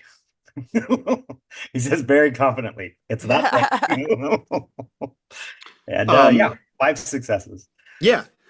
So in response to the map, I will clarify. What you have is a Signy saw someone else's map that had a large circle on it and said, "This is where it is." Signy remembered that and then with her finger said, "This is probably where it is." And then Alec has a vaguely hand-drawn map that also says, over here. So the map doesn't help you. If it was a specific location, if you had succeeded on your roll, Signy, you would not have even needed to roll for finding the place. It would just be how long it takes you to get the value. Yeah, so you have vague recollections based on you seeing a map for a few seconds. Yeah, so you not only do you find the location that you're looking for, you traipse through the bayou, and with 5 successes, I'm going to reward you there, John. You avoid any obstacles. Everything about this kicks in, right? Alec hands you the reins, hands you the leash for Emerson, and your spirit guides are some of the most helpful they've ever been recently. As if they want to be here, right? And much like last night, when you had a conversation with several people, being the voice of the veteran voice of an occultist, having this be not your first conversation. This is also not your first rodeo. And you sort of get right back into that mindset of, this is what you're good at. This is what you do. You find things, you stop things, you help people, and you reset, and you know exactly where you're going. And everyone else, maybe it takes a second, maybe you don't even register it at first, but this is like, there is no hesitancy in Cyrus in this moment. He is leading you on a trek through the bayou to find a occult ritual site to stop the end of days Messiah from being, and he is confidently doing so. You all make your way through the bayou as the sun, arches over its zenith. You enter into the afternoon. Failures would have gotten you towards the nighttime. Getting lost in the bayou sucks. And you make your way through, and there's a bit of wandering, right? Because you only have a vague notion of where you're going. But Cyrus, with the aid of Emerson sniffing and sort of looking for anything that's smells that don't belong in the bayou, and your spirit guides are directing you places that they sense greater tragedy or mysticism or anything, and you find yourselves at a strange place in the swamp. As we get, I want to say, as we get kind of, I don't know, say within maybe a mile or so, like as we get within, kind of like, whatever rough distance, Cyrus is going to take off his duster and he's going to put it around Martha's shoulders, and he's going to take off his hat and he's going to put his hat on Martha's head and say, "Martha, please wear these. This is a stealth mission, and your waiters are a little loud. We want to be quiet, and we want to be silent and hidden. So We can take them off on the way back, and you can go back to being way more fashionable. So apologies, but we need to keep a very quiet profile right now. Martha pouts slightly, but does as she's told. I love Martha. Perfect. As you walk deeper and deeper into the bayou, your surroundings become engulfed by dense, twisted trees. Gnarled roots stick up, bent branches sort of reach down and grab like skeletal fingers. And the deeper you go, the more you begin to notice a thick fog that sort of clings to the low area in the swamp here. If anyone knows anything about bayous, that's not super normal. You begin to wade through this thick fog, and the air grows more humid and more heavy as you continue going in. Sweat beads at temples, and you begin to notice that despite the sun still being just past its apex, right, the shadows are far longer here than they should be. The ground around you becomes increasingly marshy. More of your boots get stuck in that like squelching, sucking sound as you are trudging through this area. Cyrus and Emerson leading you around large fetid pools of standing water. You see tangled knots of vegetation, kudzu just sort of growing across places, choking the forest around them. And Signy, Yeah. yes, Gonna you ask, have a question? does any of these things look familiar? Also, Not specifically. Everything kind of looks familiar in this spot. But as you look around, ever watchful, ever vigilant, you feel a chill, which strikes you as this is the bayou and Louisiana, and it's hot. But you feel a chill, the same kind of chill like when you're sick, you can't help but feel a little cold. And you realize as you acknowledge this like shiver down your spine, your whole body is covered in sweat, that like cold sweat. And despite the temperature, you have a chill. You are cold. You are cold here. Cyrus, you continue to lead people through, and you see it first. There is a small raise in the terrain here. Subtle at first and hard to see with the fog rolling in around you, but there is a slow sloping incline as if the land is getting higher, and it's in the direction that you are being drawn to. And as you make your way over there, you see stones. They don't look to be naturally occurring stones is a weird phrase, but they don't look, they seem to be placed with intention from where you can see right here. So I'll say you're probably at the bottom of the slope and you think you can see the outlines of stones intentionally placed. Yes. are they masoned stones? Only Cyrus can see them at this second. So if you want to go up there and explore them. Yes, Cyrus. Cyrus is like, stop. Oh, so like he just says, so he kind of motions for everyone to stop. He says, there are stones up ahead. It's quite likely what we are looking for. Why don't you wait here? I will be right back. I can move very quietly. Let me see if there's anyone around, and if not, then we can go investigate. So wait for me here. And he will turn and he will get low to the ground and he will try to approach very quietly. Okay. You begin to approach very quietly. Go ahead and roll me a stealth.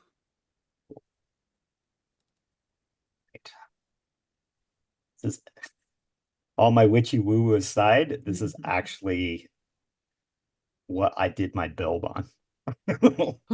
Go. Being a hunter. Two successes. Hell yeah. Woo! You quietly creep up. It's almost, you can't see the ground. You can't see where like the sinkholes are, but you intuit where they are. Stepping on the driest patches of ground you can as you ascend this sloping hill towards these stones. And it is probably about halfway up the hill where you recognize these stones. And to answer Signy's question, they are masoned stones. you know that what you are looking at expands quite a bit. It takes up quite a distance. The area of these stones is quite large. You continue up there, and it is 2/3 of the way up the hill that you realize what you are looking at is the stone foundation of what was a large house deep in the bayou. It seems as though all that's left of the house is the stone foundation. Do you continue up the hill? I think Cyrus will circle around, so he'll go out. He's what did you say, 2/3 the way up? Yeah, about 2/3 of the way up this hill, this sloping hill. So he'll circle. So basically he will kind of circle around the perimeter of the house to see if he can see anything additional before he continues up. Yeah. You guys see Cyrus head up this like, it's not a steep incline, it's like a very slow. You see him head up that and then take a wide walkabout. And so based on the walkabout and based on Cyrus, you actually walking the perimeter more or less, this is like a manor house. This is a big house. This is not a you don't see anything out of the ordinary where you are. Okay, so not on the house nor in the area that's kind of outside of the clearing. He's looking. Yeah, nothing sticks out to you in this moment. Okay, so he'll circle around and he'll head back to the group. Okay. The stones are a foundation of a rather large manor house. I don't see anyone here. It looks abandoned, and again, it looks like the house has been taken down to the foundation, just the rocks. But we can, I believe it's safe to go up and we can investigate. I don't see anyone else around. But we should be careful and wary and keep our wits about us. The dog isn't distressed, right? Not like smelling things, growling at shadows. Did you bring Emerson with you up the hill, Cyrus? I didn't. No. As you look at the dog, William, perhaps everyone's like focused on what Cyrus is doing. You see that Emerson is doing the bravest cower behind Alec that you've ever seen. Oh. So like most of the dog is, but the head is at like thigh level, like peeking out as if to like, I'm still here, but most of me isn't. See, now you're reminding me of my dog. Yeah. Ears tucked, She's the tail bravest tucked. coward ever. The bravest coward, fully sat behind Alec, or not sat, but standing behind Alec, tail and ears tucked, looking in the direction that Cyrus came from. Martha, can you ask Eddie if he'll take an additional peek around just in case I miss something? The fog will make it hard, but his eyes are sharper than mine. Of course, Eddie would be happy to. I reach over and I give Eddie that nice little scratch behind. He likes to get it scratched right there behind the neck. And he kind of, ruffles his little feathers, and I whisper into his little ear, and then he goes off to check things out. Okay, go ahead and roll. I believe you get a bonus for Eddie. A +1 to a task that makes sense. Cool. So you can go ahead and roll me an investigate with a +1 bonus for Eddie. Okay, investigation, -1. Submit. Nada. Okay. You give him a little scritch. His head kind of does that like bird tilt, where like the neck turns at a weird angle, and then he alights on the wind. And you see him fly high and then circle around the area that Cyrus was at. And then you see him slowly begin to drift down and ascend. And you see his small figure up ahead land on something, and sort of like tucks his wings back. And you see him like hop a few times. And then the same way that he like nestles down to go to sleep, you see him nestle down so that his body is like resting on his feet on something, and he does not fly back. I don't think he found anything. Or he did. Either way, shall we go take a look? All right. Well, I go head over to where he's at to see if he's sitting there for some reason in particular. You head up the hill? Yeah. Okay. Yeah. Is anyone following Martha? Are you all following yes. Martha? I think we all Yep. go. I think Signy has like her arms crossed, and she's like giving that like that shiver gasp, and she's like rubbing her arms, but she's like looking around, like pretty like vigilantly to see if like anything is gonna like jump out at her. You can But roll she- vigilance if you'd like. I would like to roll vigilance. I believe you get some kind of bullshit bonus for something for vigilance. I have an eagle eye talent +2 to vigilance for a situation I'm not involved in. Oh, you're involved in this one. That won't help you. Yeah. That's a weird caveat to the thing. That's like spying, like looking Like at someone spying, else's scene. Yeah. Yikes. 0 successes. I'll push that one. Okay. Um, Guys, you guys are real paranoid about the bayou. It's weird. I don't know That's why. why. Possibly be there. Hmm, I think you're fine.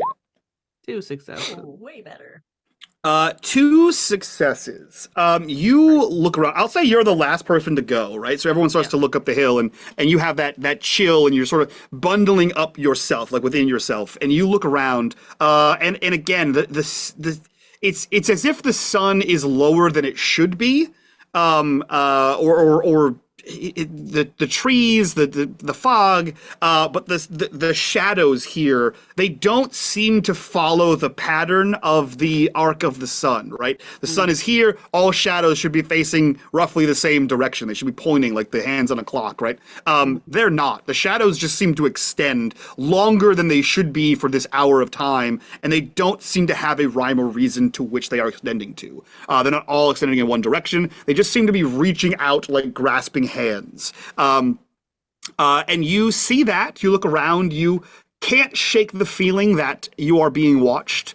And every noise, whether natural or otherwise, of the forest, every, a branch snaps on a tree, a frog croaks, something bloops in the water, makes Signy jump. You don't see anything.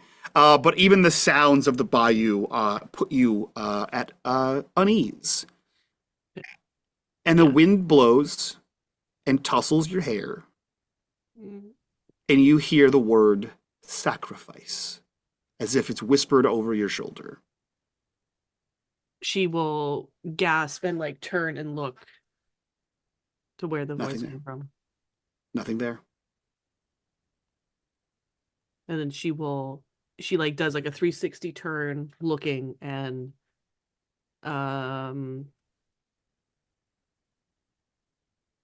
she will scamper up the hill after them. You do, like, the only thing you hear is like the sloshing of your shoes as you are doing your 360 turn, and then you quickly follow your friends, unable to shake that unease, that impending dread. Go ahead. I was gonna say, when she reaches the top, she's like, we shouldn't stay long. We can't linger. And she's fiddling with her medallion. Should we leave now? Do what we need to do here, and let's be gone.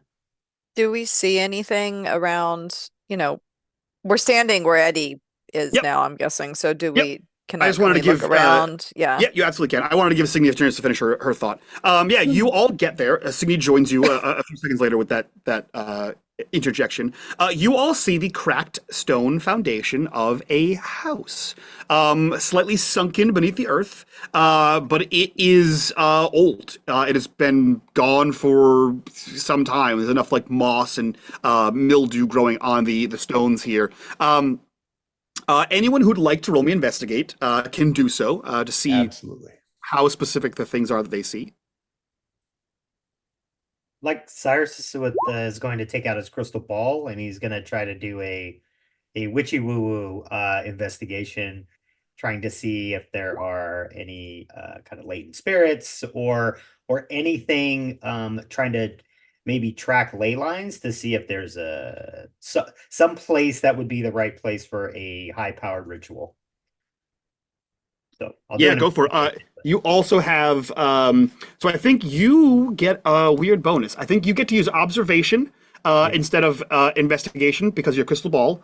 Yeah. And also you have the Gree bag, I have the that is a +1 for witchy bullshit. I would like to Um, push my roll. Okay, go for it. I failed, but I think that's apt because she's pretty distracted right now. But she will take the newspaper clipping out of her pocket and she will look at it with shaky hands. Nice. I am going to take hopeless.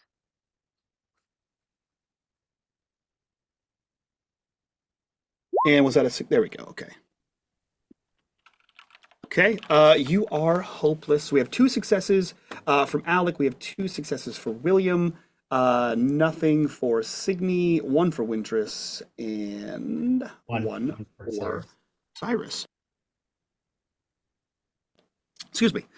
Yes, so you all make your way up to the top. The first thing you notice is that Eddie has not moved at the sense of your presence. He is still sort of nestled on the stone foundation. Everyone with a success, you notice that there are symbols carved in these stones. Those of you who have done the research or just know these kinds of things would know that these are symbols of protection. And as you look at them, you can see that these stones in particular have seemingly been resistant to age, decay, etc., as if these stones are empowered still by the rune spells that were placed on them. However, they did not seem to do so for the actual house itself. Here on the foundation, everyone with a success would know that there are. It takes a second for you to register what it is, because it could just be decay, it could be age, it could be any number of things. But upon further inspection, you note that there are scorch marks on the stones. Indicating some, either explosion or a fire that consumed the house or something. Those of you with 2 successes note that that's not true. These scorch marks do not look like normal scorch marks. They almost look like handprints, or handprints sliding or grabbing at something, as if this explosion or fire was not in fact caused by a fire, and instead caused by something else, perhaps something Vaesen related that took down this house. When you say grab things, are you talking like a bloody hand hitting a wall trying to get away from something, or are you talking like that, somehow, or put its like hand on the wall and it like exploded out from that? Both. Okay. You are, yeah, so both of those things. You are seeing like hands like sliding across something, like the hand mark kind of grabs something, but it's also aged, and it also looks like it was made of like a hand made of fire. So it like burned, it singed whatever this was strong enough to singe the stone. Around here. So you think something happened here. And as you begin to search this area, moving around the stones, Martha, I'll say you notice specifically, Eddie's still not moving. You can see that he is like breathing, but he has not flipped back to your shoulder. He has not really acknowledged the presence of any of you. And he seems like he's sleeping. Like he settled down for a midday nap in the middle of these stones here. Alec and William, you have the 2 successes. You notice that one area of this stone foundation sort of sticks out. Everything looks to be like ordered rows or masoned stone in an area. You see that there is sort of like muddied, close to the foundation, but far enough away that Cyrus didn't see it in his loop, that there seem to be stones out of place. They seem to be masoned, like they are chiseled to be roughly square, if not rectangular, but shaped stone, not naturally forming stone. And the 2 of you notice that there is enough stones here, and the vague shape of them, if assembled like a puzzle, could probably have built an archway of some kind. You see that there are strange symbols on these things. Some of them match protection runes you've seen. Others might need further study as to what they could possibly be. But this seems to be some sort of archway that was used for some sort of occultism here. When you say out of place, are you talking like out of place as in they have no business being inside of a house, or out of place like it should be over there, not here? Out of place as in if it were standing once, it is now not. Like it toppled Okay. over. All right. Yeah. But So it's quite not in the literally out house, of right? place. It's away from the foundation. It's not in the foundation. Good question. It looks like with your 2 successes, you get this one. It looks like it like out of place as in it toppled out of the house. Like it was Oh, once so it there was part and of it. fell down. Yeah. So was the archway leading? It looked like the archway was leading into the house, but now the stones It have actually fallen out it actually doesn't. It looks like the archway was in the house. inside the house, and now it's And when the outside. walls came down, the archway fell out of the house. Okay. Yes. When Like this was some William sort of ritual purpose. when William seems to notice the same thing Alec does, Alec meets William's eyes and says, "What do you think?"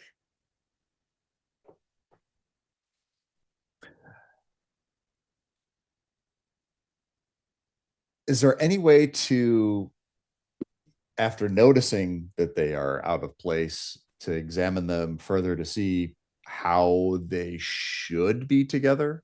I mean, you're saying it could be an arch. It could be, Yeah. I mean, like, Yeah. can we dig a With little 2 further successes, here? are you touching it? Yes. What are you doing? How are you examining? Okay, cool. As you touch these stones, you feel something. And what you feel is like when you hold 2 magnets with like matching polarity that like tug, you can feel that tug like between you and the stone. As if like the stone still has some residual something, but as you go to touch it, you almost feel not like mentally compelled to touch it, but like you feel like, oh, my hand moves slightly faster. Like I can feel like a tug here. A physical pull. Like a physical pull, yeah. Okay. And if you kind of get a feel for these stones, they also don't seem to have been aged by the test of time, and you're fairly certain that you could stack them. All the stones seem to be here, that you could stack them and form an archway. If you do so, like you can do it mentally, you see that the archway is probably like the outer edge of the archway is probably about 10 feet high, definitely big enough to be a doorway or someone can walk through this thing. And you think it's probably about the interior arch is probably like about 4 feet wide. So you could easily fit a person through this archway. Is it, how late is it getting? It seems to be like mid-afternoon, so probably like 2, 3 Rough o'clock. estimate, how long would it take to assemble the stones? To assemble these stones, if everyone here helps you, maybe about an hour. What season is it again? I'm sorry, what time is it gonna get dark? I have this. It is November. So Oh, probably shit. like 5 or 5:30. Probably like it's gonna get 5, yeah. dark. Yep. Okay. So we have like 3 hours, 3 hours. Yep. Well, it depends mid-afternoon. Okay. Probably have just enough time to put it together and probably get back before it was all the way dark, or maybe Just, it would be just dark. Yeah, just a quick Google search for sunset times in November for Louisiana. We're looking at like 5 o'clock ish, like Yep. later November. Yeah, so you have about 2.5, 3 hours. I mean, just because he's feeling the pull, he's going to be compelled to kind of just start like it's a puzzle, right? He's going to start putting this together. He says, does anybody else feel this? As he starts stacking the stones, almost like he's compelled to. Alec rests their hand on William's shoulder. William, is it wise? When is it ever? He'll just keep stacking them because he's feeling the pull to do it. Martha's So somewhat interested in what William's doing, but she's more concerned about her bird. So she would go and check, like look at where Eddie is specifically standing. Like, is there something weird about that rock, or is he really asleep? Like, what's going on there? Yeah, you head over. So as William begins to stack stones against some people's better judgment, or some people's judgment, you head over to Eddie, and you see that he does seem to be like slumbering, strangely enough. You look around, and you see that there's nothing. There's nothing here on the ground. There's nothing like a symbol that he like nestled onto. But like as you go to like get him, and you can kind of look around at like whatever Cyrus is doing, whatever Alex doing, and William stacking the things, and Signy kind of being weird in the corner. You look around, and you know with your one success on investigate, you're in the dead center of the house. Huh. Okay. But I don't see anything else other than I'm in the exact center. You're in the exact center. That's the only significant spot. The only significant thing about this spot. Okay. Well, in that case, I would probably reach down to try to make sure that the bird is okay, because I would think it was really odd that Eddie was just falling asleep in the middle of the floor. Yeah, you pick him up. You feel like the gentle cooing of a bird, and he appears to be sleeping. You pick him up. Stays asleep. Well, you pick him up, and he gives a little rustle, and you see him like peek out from under his wing at you, and he sort of, jiggles back up to his feet, and looks at you, and just.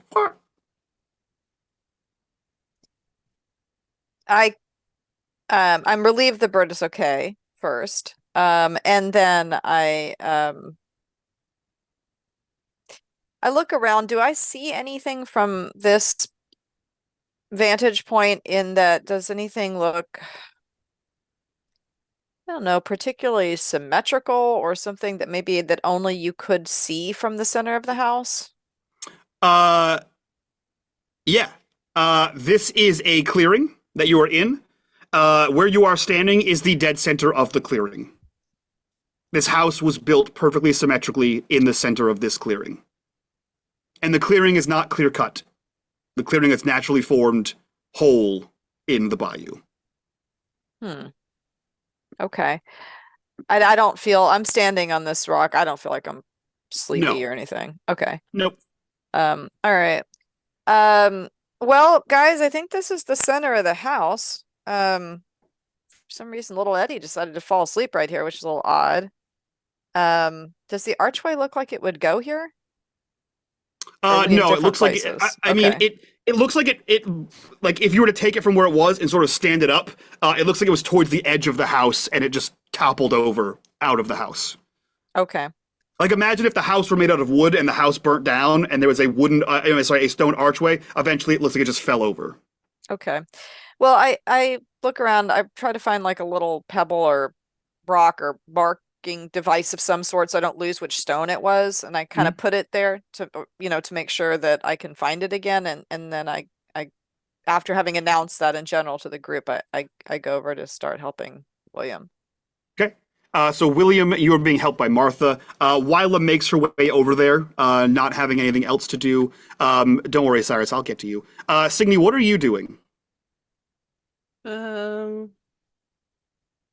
I was imagining that she's taken Emerson's leash since he's like glued to Alec, and Alec's trying to do their investigation thing. So I was imagining she's like kind of crouched and petting Emerson, trying to distract herself from this very foreboding feeling she's getting. But so she's petting him and like looking around, and she sees them starting to do these stones and rearrange them. She goes, "Stay, Emerson," and she will cautiously make her way over, and still like looking around To where William is? Yeah. Okay. So you head over and you see that William, Martha, and Wyla begin stacking the stones and rebuilding an archway.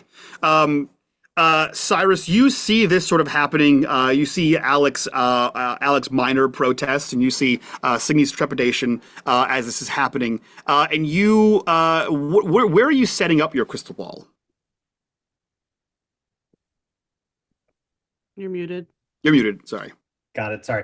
Cyrus will start as close to the middle of the house and then kind of spiral his way outward, just trying to see what he can pick up. Interesting. Okay. Cool. Let me just open that. There we go. There we go. What the There we go. Okay, cool. You walk around the house, looking through your crystal ball, and the area around you, sort of, as you look through the crystal ball, refracts and warps and turns upside down in this oculus as you move through. And you circle this at least once, and you're on your second lap. And you hear a murmuring around you, a sound you're more or less used to at this point. There's always a sort of ambient chatter around you. And you hear a murmur that is enough to pull you a little bit out of it. And you, as you kind of like look over, perhaps to like quiet them down, you feel a what is absolutely a left hand on your right shoulder, as if somebody is sort of like grabbing you, not aggressively grabbing you, but not like putting their arm around you. That's how you know that it's a different hand. And you feel this pressure on your shoulder. You feel all 5 fingers on your shoulder, and a gentle tug, as if someone were leaning into you. And you hear somebody say, a man's voice, "This place is no longer safe. They defiled what we once protected. You must stop them."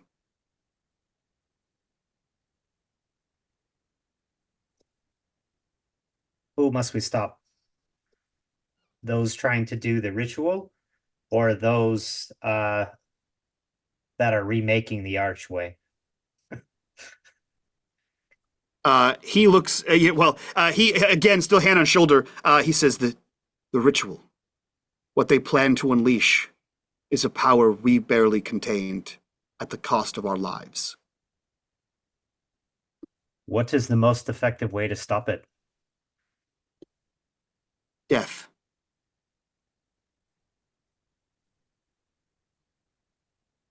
Are there other options? If there's time.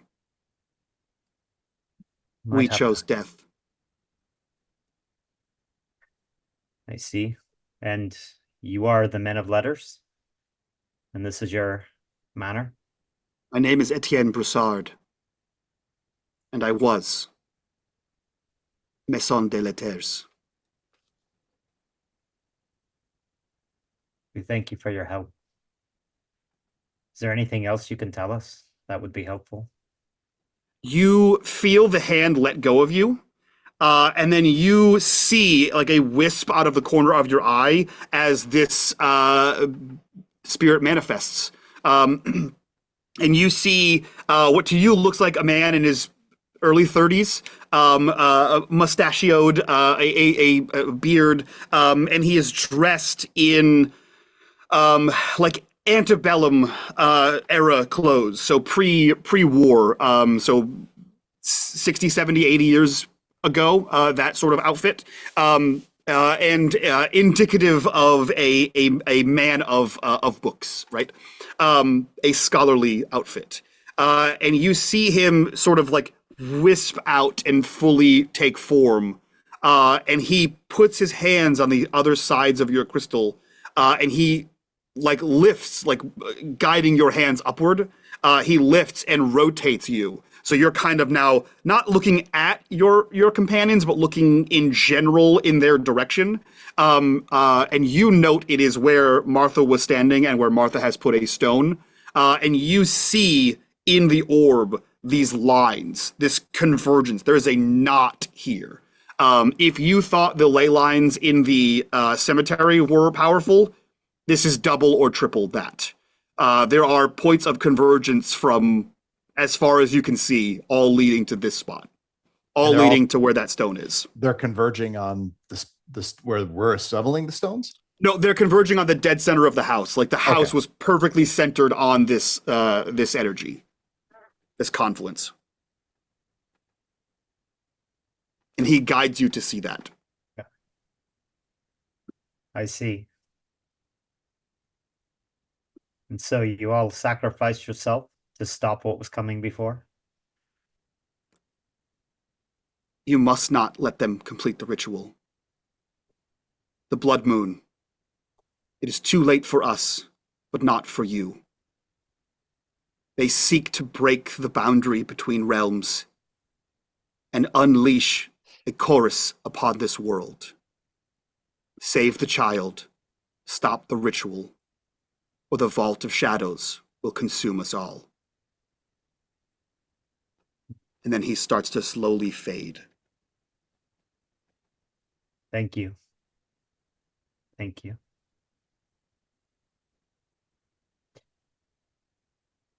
Cyrus takes a deep breath. Okay. He'll walk over to where everyone else is standing. Is Alec? Alec is not participating, I would expect. Is Alec just watching, or? Alec has been waiting to get a sense from Signy and Cyrus on whether or not they approve of the construction of this arch. So scowling at William, basically. No, I'm not scowling. Just is ambivalent. Signy looks distressed and anxious. Cyrus will I guess approach Cyrus will walk up to Alec and motion Signy over if he can catch her eye and say, the men of letters were here. This is the convergence of many, many ley lines. I think this is why they want to do the ritual here.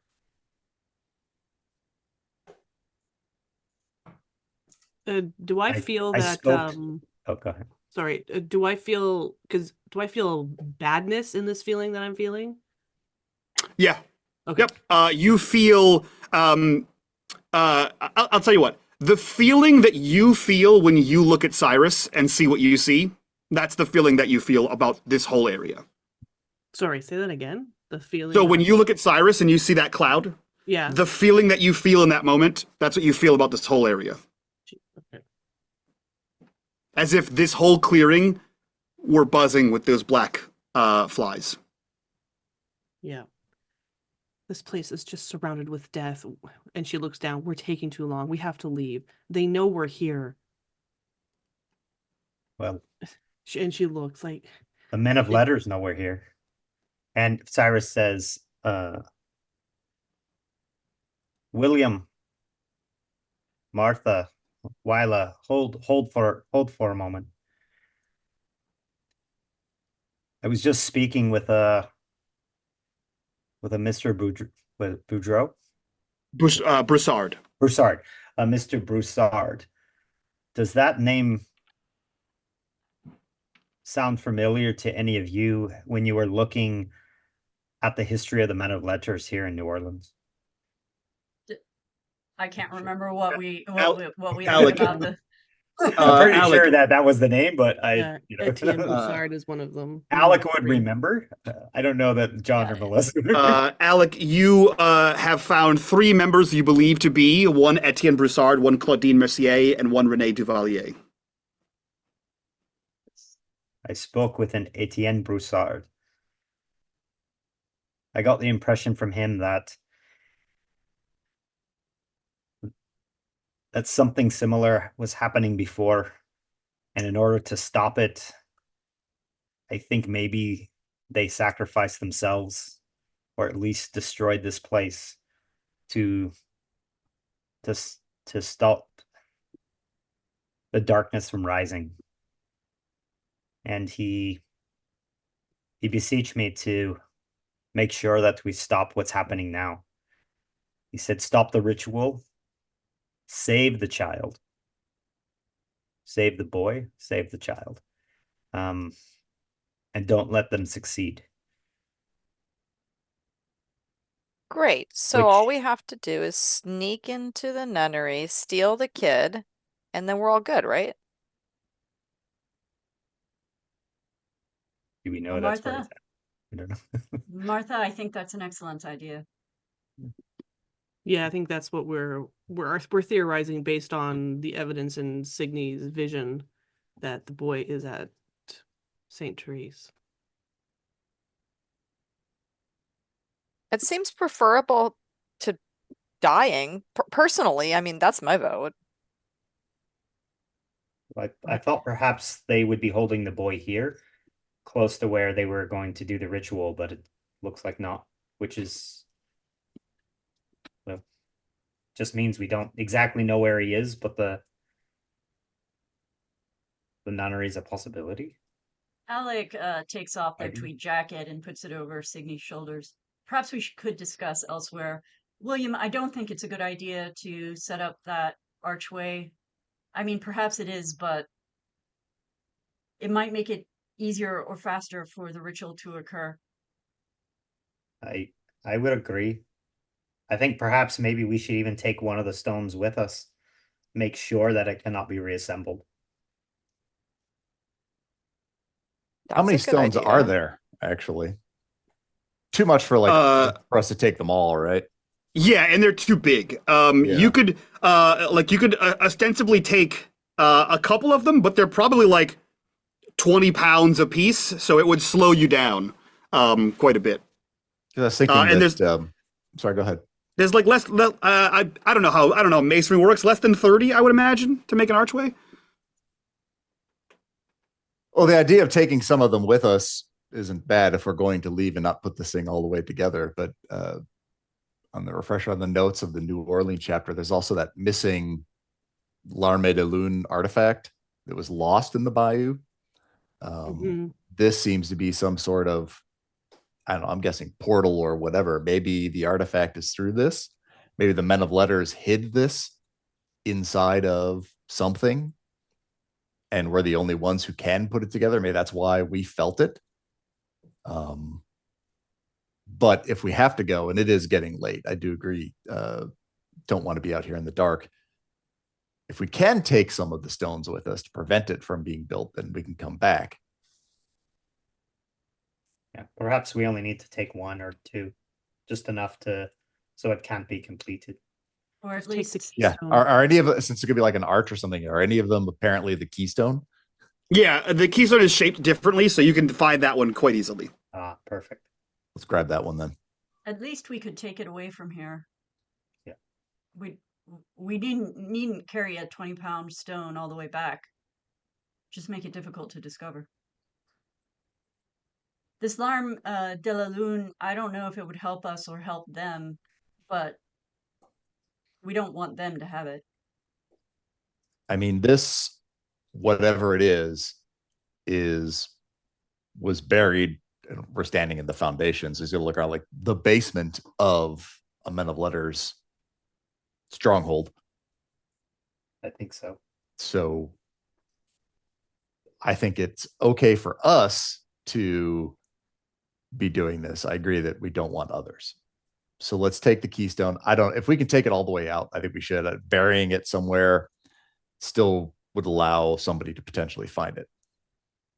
Well, then let's. So if they have decent trackers, they'll follow our footsteps. They'll find a dug hole, the remnants of something was dug and filled in. We best get started then. It's turning dark, and this stone will slow us down.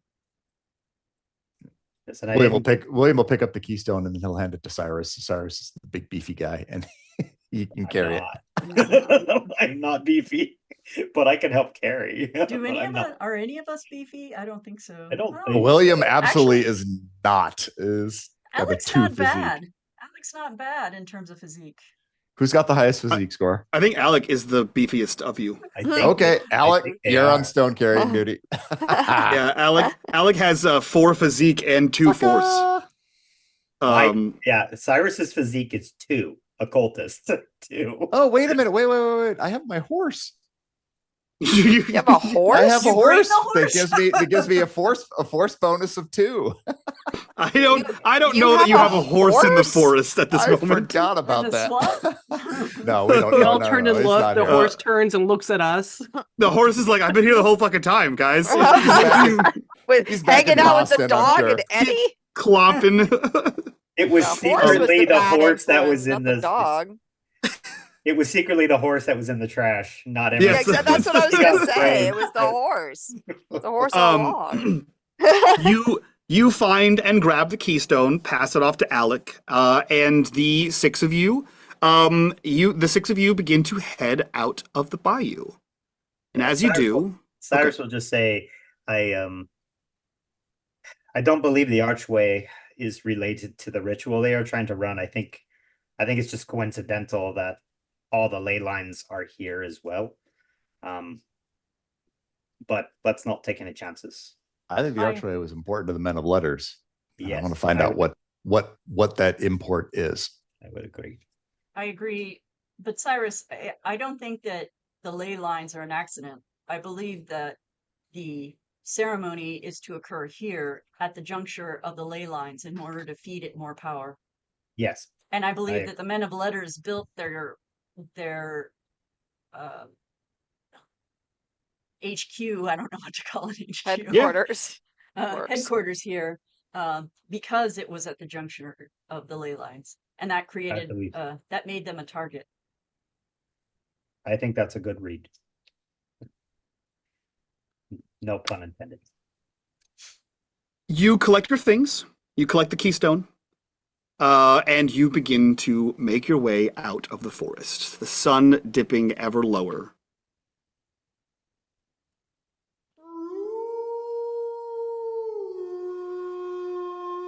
Well, that's just mean. And that's where we'll end this episode. Oh, no. What an end. Oh my god. Yeah, that's where we'll end this episode. So let's go around, do our introductions so that we can get the hell out of here and do our after show and talk about what we discovered in this episode. We will start the bottom of my screen. We'll start with Matt. Matt, who are you? Where can we find you on the internet? What are you up to? Hi, I'm Matt. I am Vaughn in the Discord. Pretty much the only place you'll find me is the Discord and in World of Warcraft, or Mythic Rating. So anybody out there is playing, drop me a line and we can get you involved in shit. Hell yeah, hell yeah. Cool. We'll go right up to Melissa. Who are you? Where can we find you? What are you up to? Hi, I'm Melissa, draftier in the Discord, gameswithstories.com for my fan art of unMadeGaming games, and you can find me here next Saturday playing Age of Always. Perfect. G, who are you? Where can we find you on the internet and what are you up to? Hello, I'm the friendly neighborhood lightning invoker. You'll find me in all things unMadeGaming, modding during the week for the witching hour, playing in all the Patreon content, as well as with Melissa in the Age of Always next weekend. Yeah, I think we're all done for this month, so November 2nd is the start of the new one. So yeah, and you can find me on Blue Sky. Yeah. Perfect. John, you're next. Who are you? Where can we find you? What are you up to? Yeah, I'm John. I'm Ask Why in the Discord, or Esky, depending on how you want to interpret it, and how nerdy I'm feeling at any one time. Yeah, pretty much unMadeGaming Discord is where you might find me on the internet, mostly lurking, because that's a thing. Hell yeah, good place to be, lurking. And last but not least, Wintress, who are you? Where can we find you? What are you up to?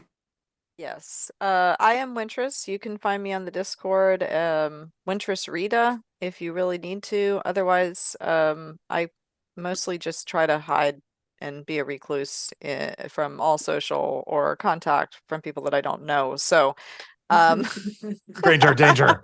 stranger danger. So yeah, that's me. If I know you, then you'll know where to find me. Perfect. Hell yeah.